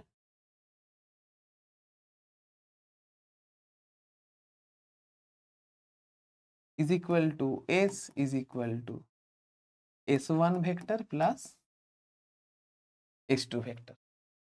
এখন সাপোজ করো এটা তো পজিটিভ এক্স অ্যাক্সিস ছিল, তাহলে s1 vector is equal to 5i cap ছিল। এই ডাইরেকশনটা হচ্ছে নেগেটিভ এক্স ডাইরেকশন, তাহলে s2 vector is equal to 15 into minus i cap ছিল। তাহলে এটা হয়ে গেল 5i ক্যাপ, আর এটা s2 হয়ে গেল মাইনাস 15i ক্যাপ, তাহলে এটা হয়ে গেল মাইনাস 10i ক্যাপ। তাহলে ডিসপ্লেসমেন্টের যদি ম্যাগনিটিউড চাও তাহলে 10 হবে, ডিসপ্লেসমেন্টের যদি ডাইরেকশন চাও তাহলে মাইনাস আই ক্যাপ হবে। তাহলে ডিসপ্লেসমেন্টের ডাইরেকশন হচ্ছে নেগেটিভ এক্স অ্যাক্সিস বরাবর, ডিসপ্লেসমেন্টের ভ্যালু হচ্ছে 10 ইউনিট বা 10 মিটার বা 10 মিটার বলতে পারো, আর ডিরেকশন হচ্ছে নেগেটিভ এক্স অ্যাক্সিস। বাস, গল্প শেষ। তাহলে ওই যে বললাম, তুমি নর্মালি এখান থেকেও করতে পারো। ডিসপ্লেসমেন্টের যে ডিসপ্লেসমেন্ট যে ভেক্টরটা হবে এটা অবভিয়াস ব্যাপার, এই পয়েন্ট থেকে এই পয়েন্টে আসবে। এটা হচ্ছে আমার এস ভেক্টর, এটাই হচ্ছে আমার এস ভেক্টর। এমনি করেও করতে পারো, কোনো অসুবিধা নেই।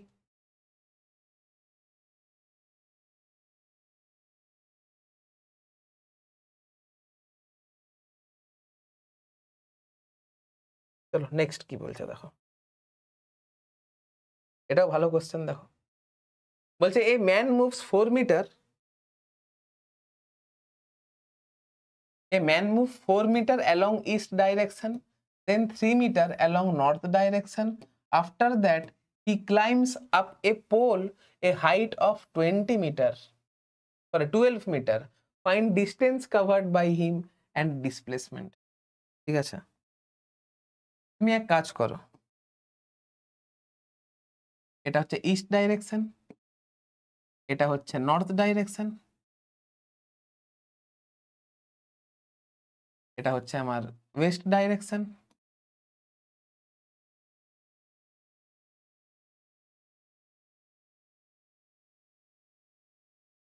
আর এটা হচ্ছে আমার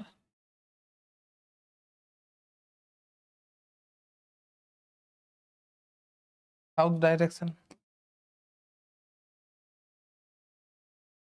এটা হচ্ছে নর্থ ডাইরেকশন, এটাকে তুমি ওয়াই অ্যাক্সিস ধরো বা জে ক্যাপ ধরো। এটা হচ্ছে ইস্ট ডাইরেকশন, তুমি এটাকে এক্স ডাইরেকশন ধরো। আর আপওয়ার্ড ডাইরেকশন এই ওপরের দিকটা, ওপরের দিকটাকে তুমি সাপোজ করো ডট, ওপরের দিকটাকে তুমি ডট মনে করো, আর এটাকে তুমি কে ক্যাপ ধরে নাও, অসুবিধা নেই। তাহলে 4 মিটার অ্যালং ইস্ট, তাহলে এই যে ভেক্টরটা আসছে না 4 মিটার অ্যালং ইস্ট, তাহলে এটাকে তুমি s1 ভেক্টর ধরে নাও, যেটা হচ্ছে 4i cap. 3 metre along north, এটাকে তুমি s2 ভেক্টর ধরে নাও, নর্থ তো, তাহলে তুমি এটা জে ক্যাপ ধরতে পারো, অসুবিধা নেই।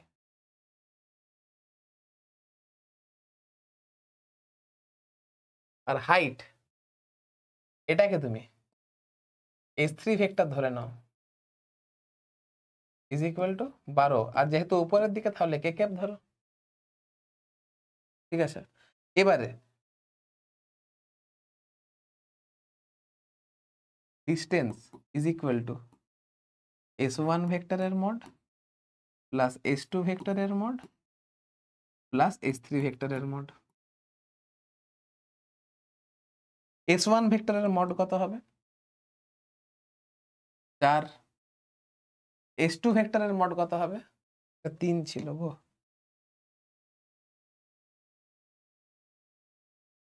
প্লাস 3। s3 ভেক্টরের মড কত হবে? প্লাস 12। 4 3 7 আর 12তে 19।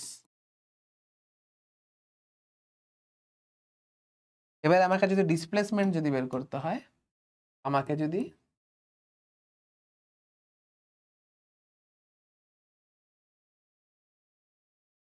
ডিসপ্লেসমেন্ট যদি বের করতে হয়, তাহলে s vector is equal to s1 vector plus s2 vector plus s3 vector.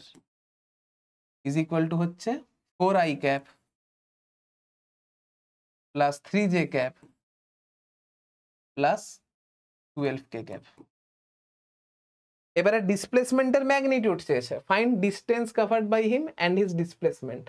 তাহলে ডিসপ্লেসমেন্টের ম্যাগনিটিউড যদি চাই তাহলে s is equal to magnitude of s vector is equal to root under 4 square plus 3 square plus 12 square is equal two আসছে তোমার, করে দেখবে এটা অ্যান্সার আসবে। ঠিক আছে, তো খুব সহজ কোয়েশ্চেন, এরকম করে এই অঙ্কগুলো তুমি অ্যাপ্রোচ করতে পারো। চলো নেক্সট কোয়েশ্চেন কি বলছে। বলছে a man has to go 50 metre due north, 40 metre due east and 20 metre due south to reach the cafe from his house. এবারে আমি না কোনো আর ডাইরেক্ট মানে আমি কোনো ডায়াগ্রাম ড্র করব না, এবারে আমি আই ক্যাপ জে ক্যাপ দিয়ে মুখে মুখে করব। নর্থ ক্যাপ আমার ওয়াই ডাইরেকশন ধরবো, ইস্ট আমি এক্স ডাইরেকশন ধরবো, করেই নাও, ছাড়ো।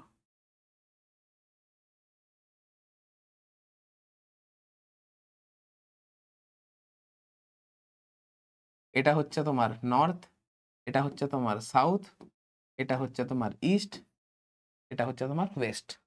ঠিক আছে, 50 মিটার নর্থ, তাহলে S1 ভেক্টর, তাহলে এখানে তুমি S1 ভেক্টর পাচ্ছ 50 মিটার নর্থ, তাহলে 50 জে ক্যাপ। S2 ভেক্টর পাচ্ছ তুমি 40 মিটার ইস্ট, তাহলে 40 আই ক্যাপ। তারপরে 20 মিটার সাউথ, তাহলে S3 ভেক্টর পাচ্ছ তুমি 20 মিটার সাউথ, সাউথ মানে মাইনাস জে ক্যাপ হবে, 20 minus j cap. What is the distance he has to walk two reach the cafe? Distance কত হবে? এর মড 50 40 90 আর 20 110, তাহলে এটা আমার 110 হবে।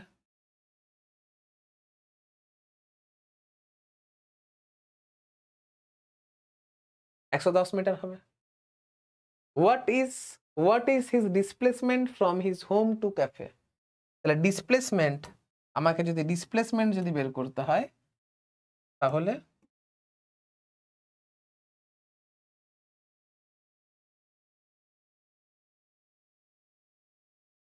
displacement is equal to s vector is equal to s1 vector plus s2 vector plus s3 vector। এটা হচ্ছে তোমার 50 থেকে 20 বাদ দিলে 30 জে ক্যাপ, আচ্ছা 40 I cap plus 30 J cap. কি করে পেলাম? প্রথম থেকে যদি লেখো এখানে 50 j cap plus 40 I cap plus 20 into minus j cap, তাহলে 40 আই ক্যাপটাকে এখানে লিখলাম, 50 j cap minus 20 G cap is equal two 30 J cap লিখলাম। তাহলে এস এর যে ম্যাগনিটিউড হবে, সরি এস যে ভ্যালুটা হবে সেটা magnitude of S vector is equal to root under 40 এর স্কোয়ার প্লাস 30 এর স্কোয়ার ইজ ইকুয়াল টু 50। বাস, গল্প শেষ। এই হচ্ছে অঙ্ক। তাহলে এটা হয়ে যাবে আমার 50 মিটার। এবার ডিরেকশনও বের করা সম্ভব, কারণ এস ভেক্টর তো আমার এটা বেরিয়ে গেছে, এটা তো আমার এস ভেক্টর বেরিয়ে গেছে। 40 I cap plus 30 J cap, তাই না? তাহলে tan থিটা এক্স, যদি আমি এখন tan থিটা এক্স যদি বের করি, tan থিটা এক্স, আমি যদি এক্স অ্যাক্সিসের সঙ্গে কত অ্যাঙ্গেল বের করেছে সেটা যদি বের করি, যার সঙ্গে অ্যাঙ্গেল বের করছে মানে যার সঙ্গে অ্যাঙ্গেল বের করতে হবে তার অপোজিটটাকে পারপেন্ডিকুলার ধরতে হয়। তাহলে এক্স এর সঙ্গে অ্যাঙ্গেল বের করেছি, তাহলে অপোজিটটা পারপেন্ডিকুলার ধরবো, অপোজিট মানে ওয়াই কম্পোনেন্টটাকে পারপেন্ডিকুলার ধরবো। তাহলে এটা হয়ে যাবে 30/40 ইজ ইকুয়াল টু হয়ে যাবে 3/4, তাহলে theta x is equal two হয়ে যাবে tan থিটা যদি 3/4 হয় তাহলে theta is equal two 37 degree হয়,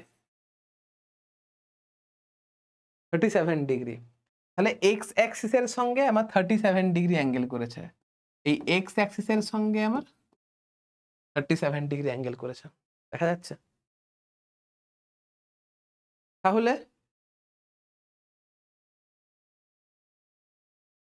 37 degree east two north, east থেকে নর্থের দিকে যদি ঘোরো তাহলে 37 ডিগ্রি, ইস্ট থেকে যদি নর্থের দিকে ঘোরো তাহলে 37 ডিগ্রি অ্যান্সার। বোঝা গেছে? চলো নেক্সট কোয়েশ্চেন। কি বলছে?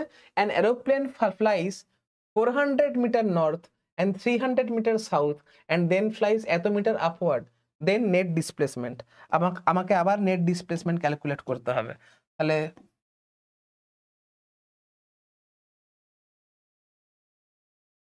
এটা হয়ে গেল আমার নর্থ, এটা হয়ে গেল আমার সাউথ, এটা হয়ে গেল আমার ইস্ট, এটা হয়ে গেল আমার ওয়েস্ট।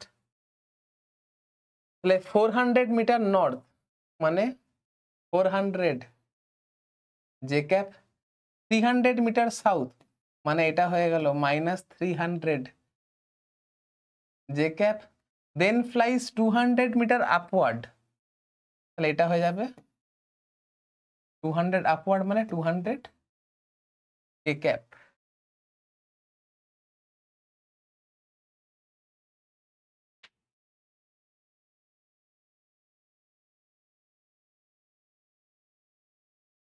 এটা না, তুমি এক কাজ করো, এটাকে নর্থ না করে তুমি এটাকে ইস্ট করে দাও, এটাকে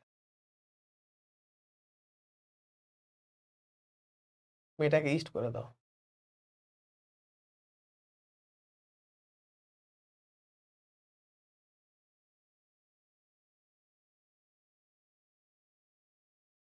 ইস্ট করে দাও।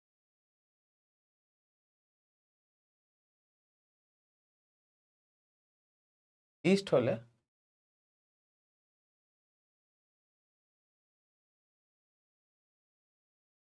এটা তোমার 400 আই ক্যাপ হয়ে যাবে।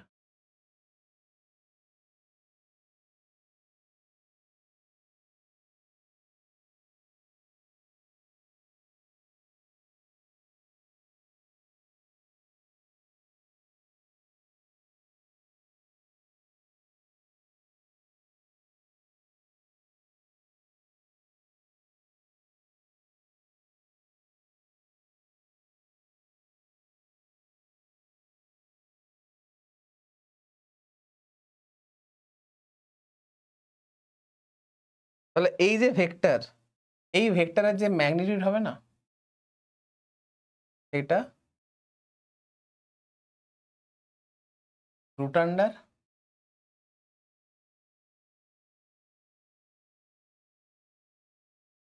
চারশো স্কোয়ার প্লাস -300 স্কোয়ার প্লাস 1200 তার স্কোয়ার ইজ ইকুয়াল টু, এটা হবে তোমার 1300 অ্যান্সার হবে।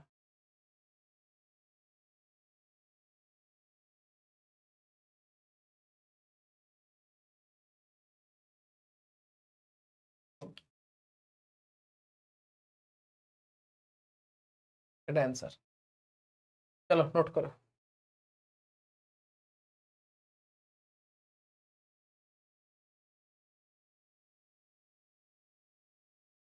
চলো নেক্সট দেখো, এবারে অঙ্কগুলো তুমি মুখোমুখি করতে পারবে। কি বলছে? A man has to go 50 metre due north, 50 metre due north মানে S1 vector is equal to 50 metre north মানে 50 j cap, 40 metre due east তাহলে S2 vector, S2 vector is equal to 40 metre due east তাহলে 40 I cap, ঠিক আছে। 20 metre south তাহলে S3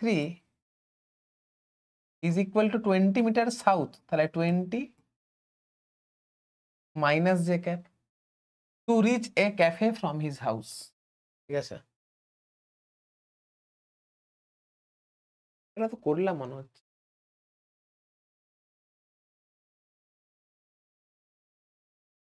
আমি এটা করলাম, এটা বেকার করছি, হয়ে গেছে এটা করা। নেক্সট বলছে the numerical ratio of displacement to the distance covered by is always, always. তাহলে আমি কি বললাম, যদি তুমি ডিরেকশন যদি চেঞ্জ করো, ডিরেকশন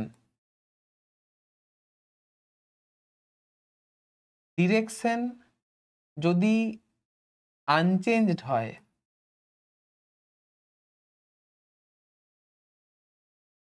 তাহলে distance is equal to displacement হবে। আর যদি ডিরেকশন চেঞ্জ হয়,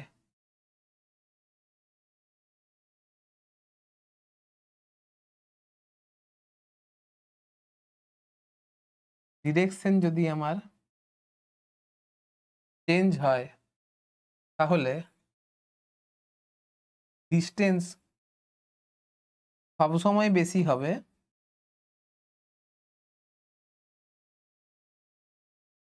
ডিসপ্লেসমেন্টের থেকে।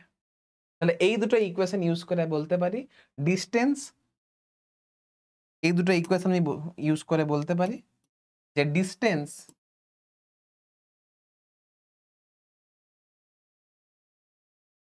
Greater than is equal two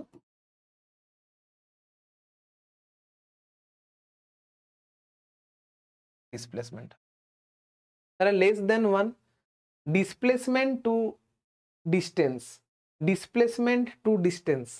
তাহলে এখান থেকে বুঝতে পারলাম যে displacement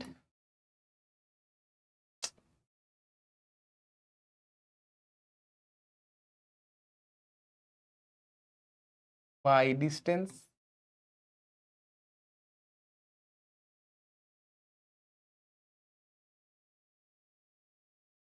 less than is equal to 1 হবে।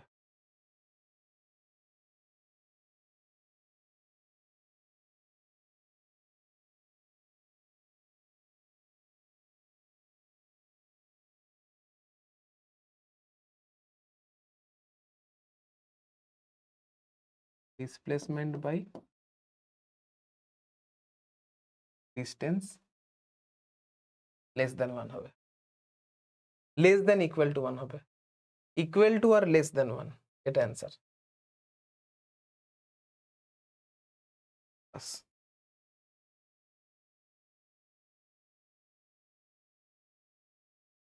চলো নেক্সট।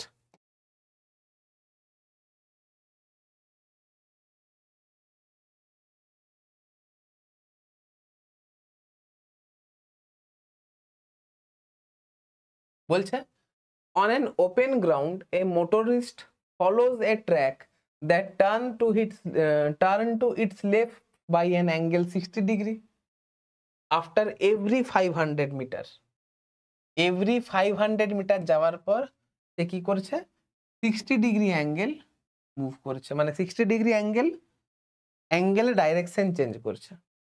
বলছে a motorist follows a track that turn to his left by an angle of 60 degree after every 500 metre, মানে প্রত্যেক 500 মিটার যাওয়ার পরে সে 60 ডিগ্রি করে টার্ন নিচ্ছে।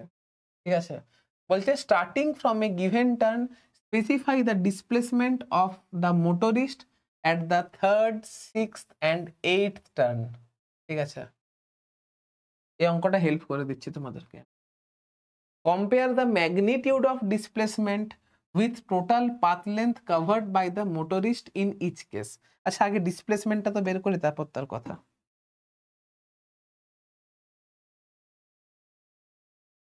সাপোজ করো এটা 500 মিটার, ঠিক আছে,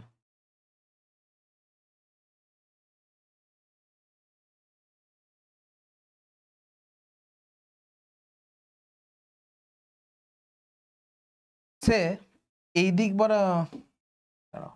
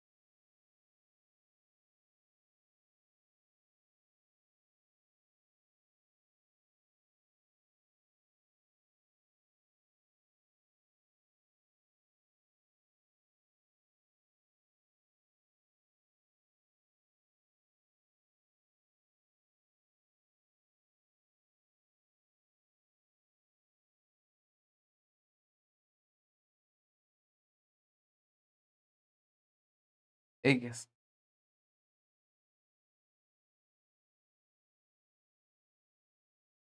সে 500 মিটার যাচ্ছে,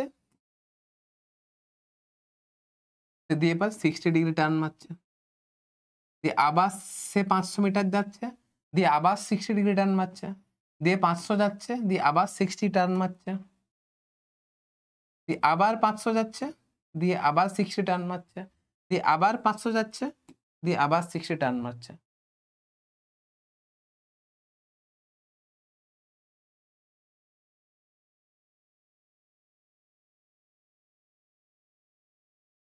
সব 60 ডিগ্রি করে, 60 degree, 60 degree, 60 degree, 60 degree,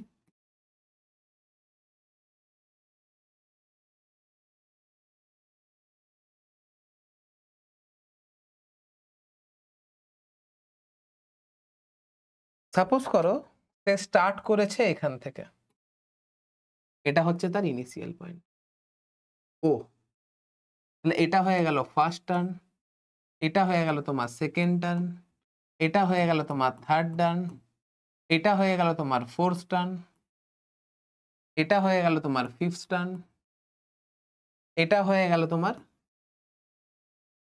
sixth turn, এটা হয়ে গেল তোমার সেভেন্থ টার্ন, আর এটা হয়ে গেল তোমার এইটথ টার্ন।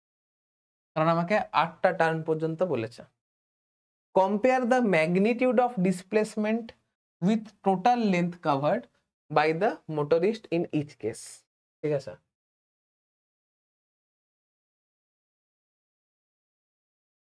আমি থার্ড টার্ন দেখছি, ঠিক আছে, থার্ড টার্ন।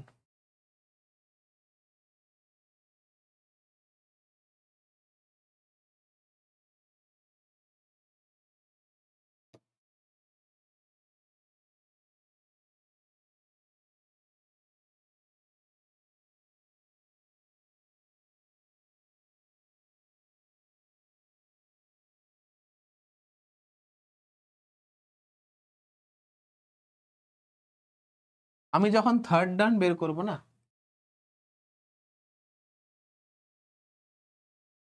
থার্ড টার্ন যখন আমি বের করব,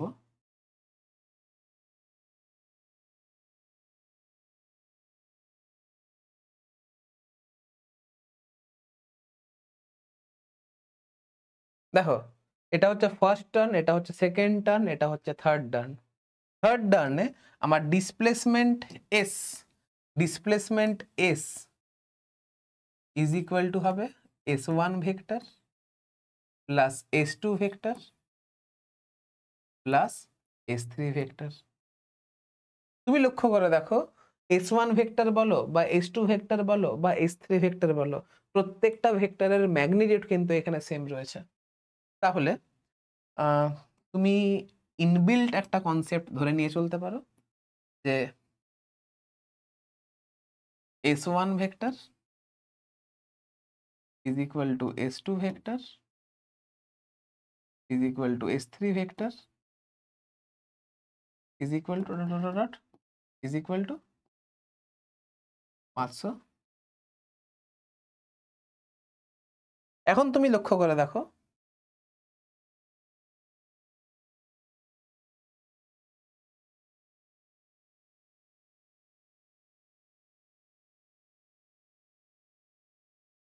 বা এখান থেকে করা যেতে পারে, ছাড়ো, এটা হচ্ছে S1 ভেক্টর, এটা হচ্ছে S2 ভেক্টর, এটা হচ্ছে S3 ভেক্টর।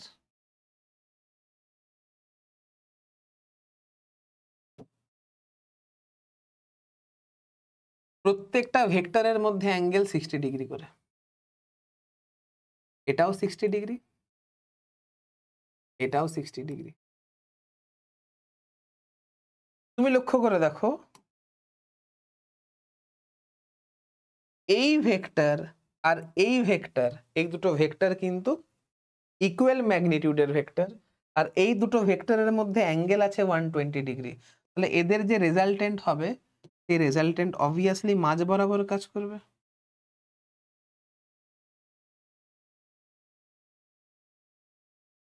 তাহলে এই দুটো যে ভেক্টর এদের মাঝের angle theta is equal two হয়ে যাচ্ছে তোমার 0 ডিগ্রি।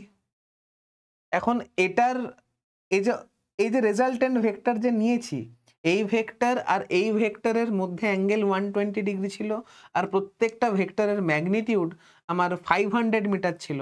তাহলে এই অরেঞ্জটাও হয়ে যাবে 500 মিটার। তাহলে net S vector,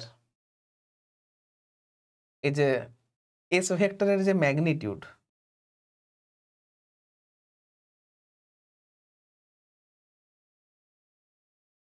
five hundred plus 500,000 metre. সহজ কোয়েশ্চেন, একদম সহজ কোয়েশ্চেন, ঠিক আছে। এবারে এটা নর্মাল ভেক্টরের যোগের কনসেপ্ট, কিচ্ছু নেই এটাতে। যে ভেক্টরের ছকটা ভালো করে মনে রেখেছো, সে ইজিলি অঙ্কটা করতে পারবে। এটা অঙ্কটা করা এমন কোনো বড় কথা নয়।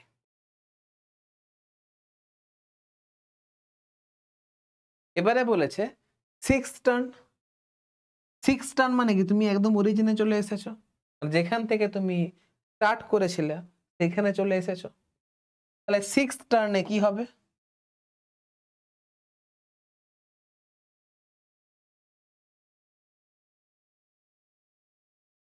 সিক্স টার্নে আমার ডিসপ্লেসমেন্ট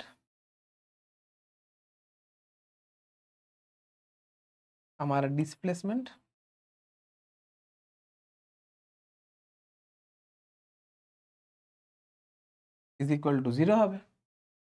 এবারে বলছে 8th টার্ন। 8th টার্ন মানে সেকেন্ড টার্ন, এই ভেক্টর আর এই ভেক্টরকে অ্যাড করবে তুমি।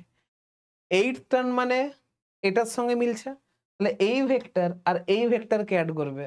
আর এই দুটো ভেক্টর হচ্ছে আমার ইকুয়াল ম্যাগনিটিউডের, আর এই দুটো ভেক্টরের মধ্যে অ্যাঙ্গেল হচ্ছে 60 ডিগ্রি।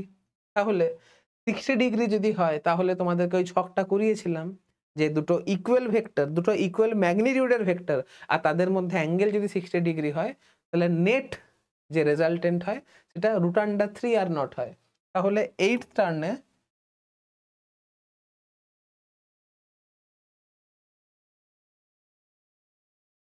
তুমি যখন 8th টার্ন করবে, 8th বার যখন তুমি টার্ন মারবে, তখন যে ডিসপ্লেসমেন্ট ইজ ইকুয়াল টু হবে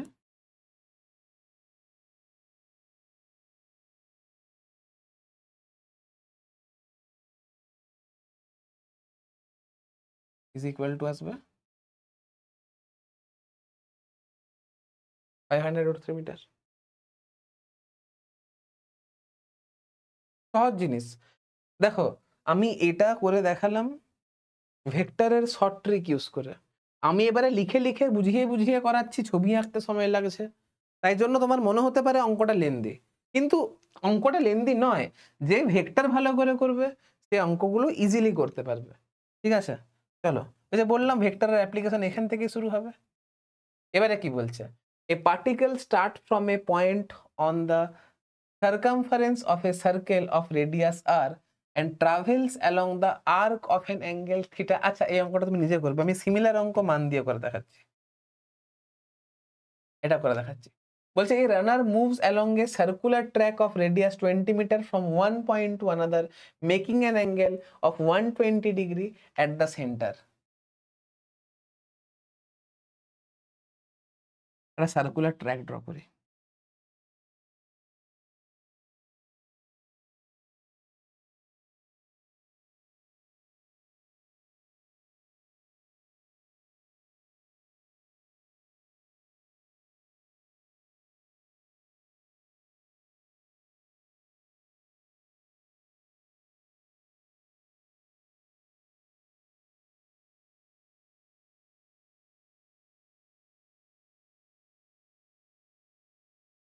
এই অ্যাঙ্গেলটা হচ্ছে 120 ডিগ্রি। কি বলছে, what is the displacement. Suppose করো এটা হচ্ছে তোমার ইনিশিয়াল পজিশন, এটা হচ্ছে তোমার ফাইনাল পজিশন, ডিসপ্লেসমেন্ট যদি আমাকে বের করতে হয় তাহলে ইনিশিয়াল পজিশন থেকে ফাইনাল পজিশনের দিকে আমার ডিসপ্লেসমেন্ট হবে। ঠিক আছে?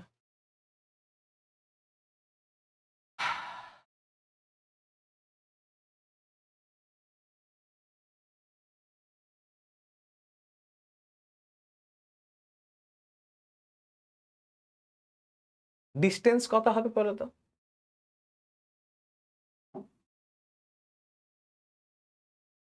ডিস্টেন্স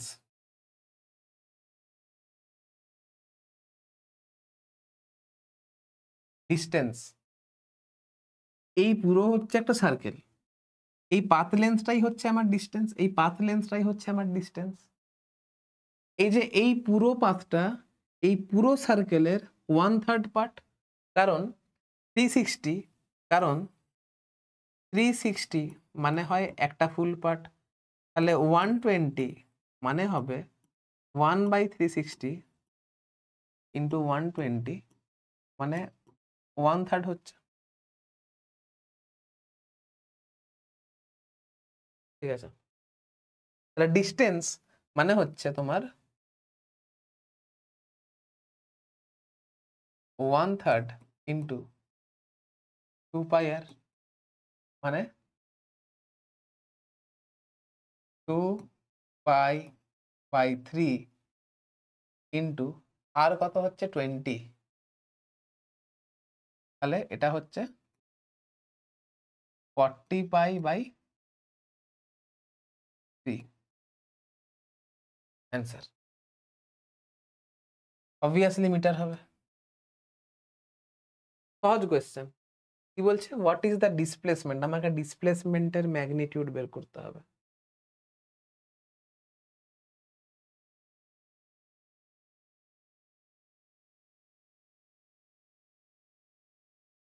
দেখো, তুমি যদি চাও এইভাবে ডিসপ্লেসমেন্ট বের করতে পারো, এখান থেকে একটা পারপেন্ডিকুলার ড্র করবে,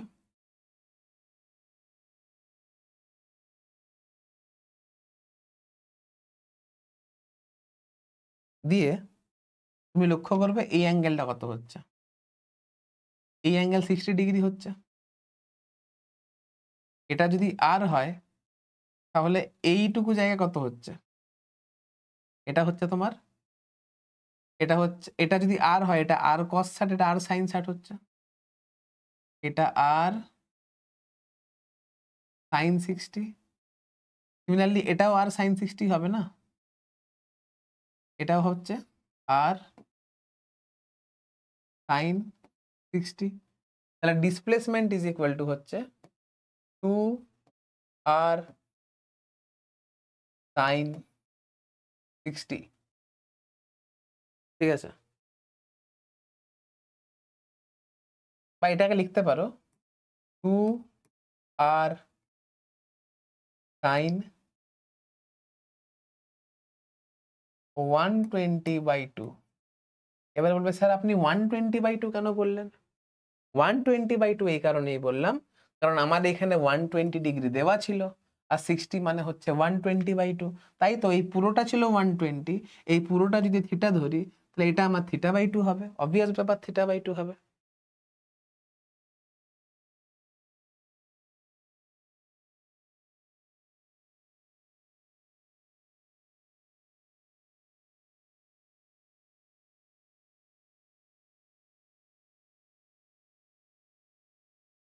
দিয়ে তুমি এই ভ্যালু পুট করবে, আবার কি করবে? তাহলে 2 × 20 মানে ওটা হচ্ছে 40 ইন্টু sin 60 মানে হচ্ছে √3/2, তাহলে এটা হচ্ছে 20√3। বুঝতে পারলে? এইভাবে তুমি করে দেখতে পারো। তাহলে ডিসপ্লেসমেন্ট হচ্ছে 20/√3 আর ডিস্টেন্স ইজ ইকুয়াল টু হচ্ছে 40π/3, 40π/3 আর এটা হচ্ছে 20√3 অ্যান্সার।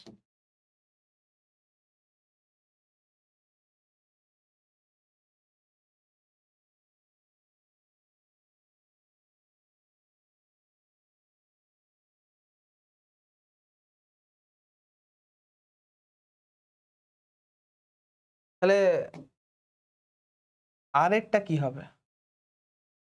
যেটা আর দিয়ে করলাম সেটা কি হবে?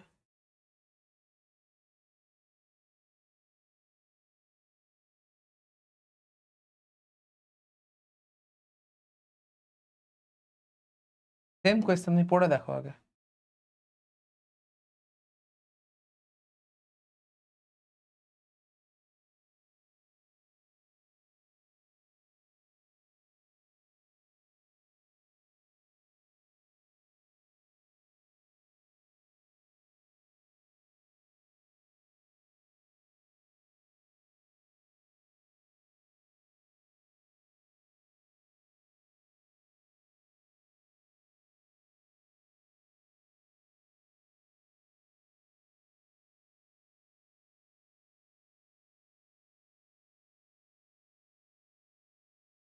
সাপোজ করো এটা হচ্ছে থিটা,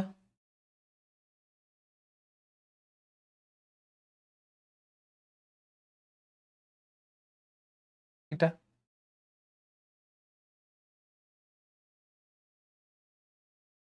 এটা ছিল আমার ইনিশিয়াল পজিশন,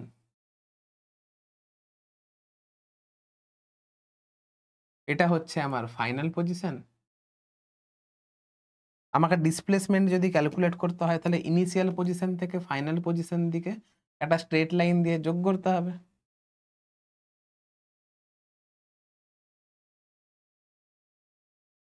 ঠিক আছে,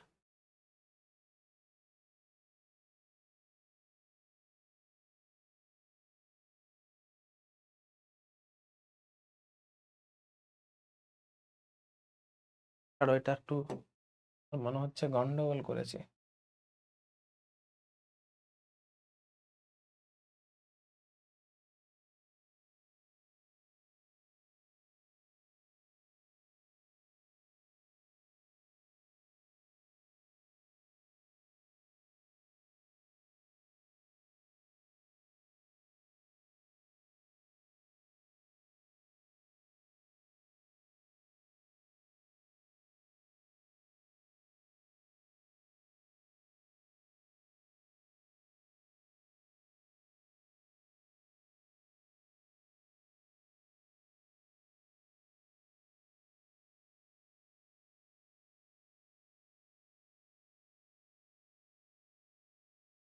এটা ছিল ইনিশিয়াল পজিশন,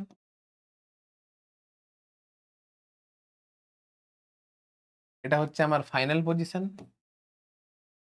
ডিসপ্লেসমেন্ট যদি বের করতে হয় তাহলে ইনিশিয়াল পজিশন থেকে ফাইনাল পজিশনের দিকে একটা স্ট্রেট লাইনকে আমাকে কানেক্ট করতে হবে।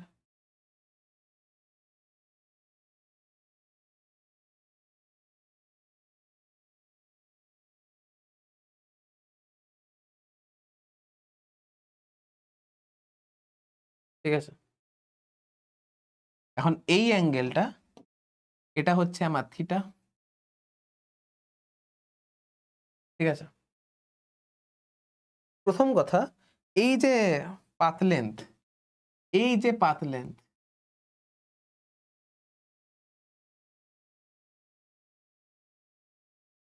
এই যে পাথ লেন্থ,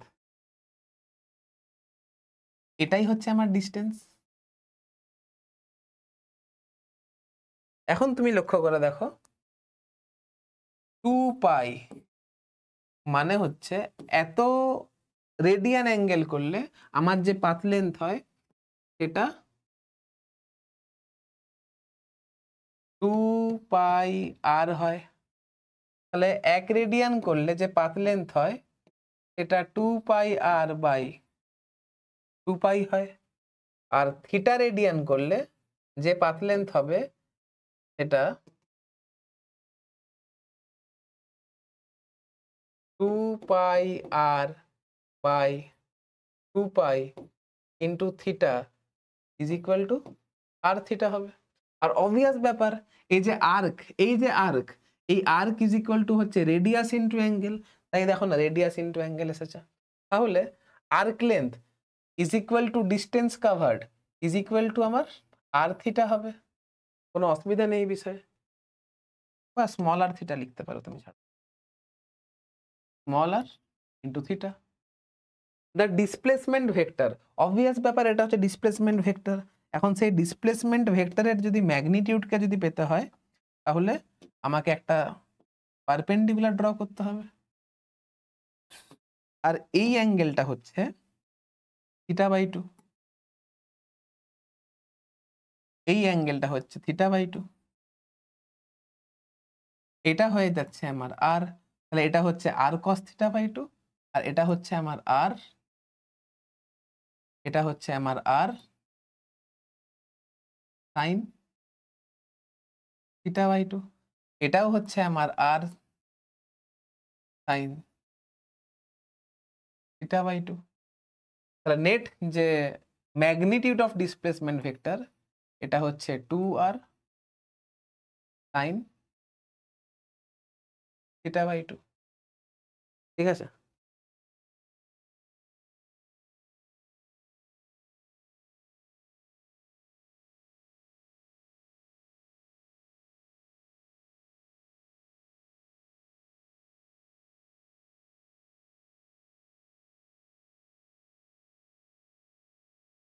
এটা হচ্ছে r sin θ/2 আর এটাও হচ্ছে r sin θ/2। তাহলে net magnitude of displacement vector 2r sin θ/2 হবে। বুঝতে পেরেছো? কারণ এটা যদি r হয়, যার সঙ্গে থিটা লেগে থাকে সেটা cos হয়, আর যার সঙ্গে থিটা লেগে থাকে না সেটা sin হয়। বাস। এবারে এটা করার না একটা শর্ট ট্রিকও রয়েছে। শর্ট ট্রিকটা কি করে হচ্ছে সেটা অথবা হলো, অনেক বড় ভিডিও হয়ে গেছে।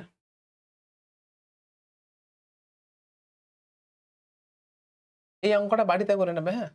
কারণ আমি তোমাকে 120 ডিগ্রি বলেছে, তাই তো? 120 এটা তো করিয়ে দিলাম, অসুবিধা নেই, ছাড়ো।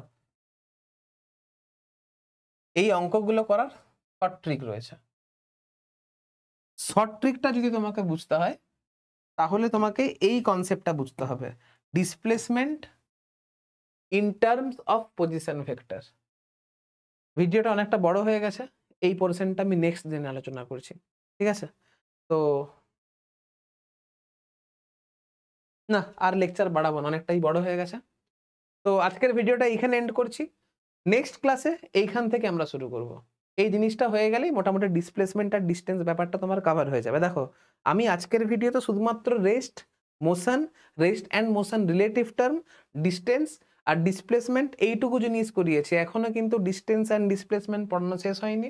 এটা বোঝাবো, তারপর ডিস্টেন্স ডিসপ্লেসমেন্ট গ্রাফ করাবো, তারপরে তোমার ডিস্টেন্স ডিসপ্লেসমেন্ট শেষ হবে। এখনো তোমার 30 to 35 মিনিটস এখনো পড়াতে হবে, তারপরে তোমার ডিস্টেন্স ডিসপ্লেসমেন্ট শেষ হবে।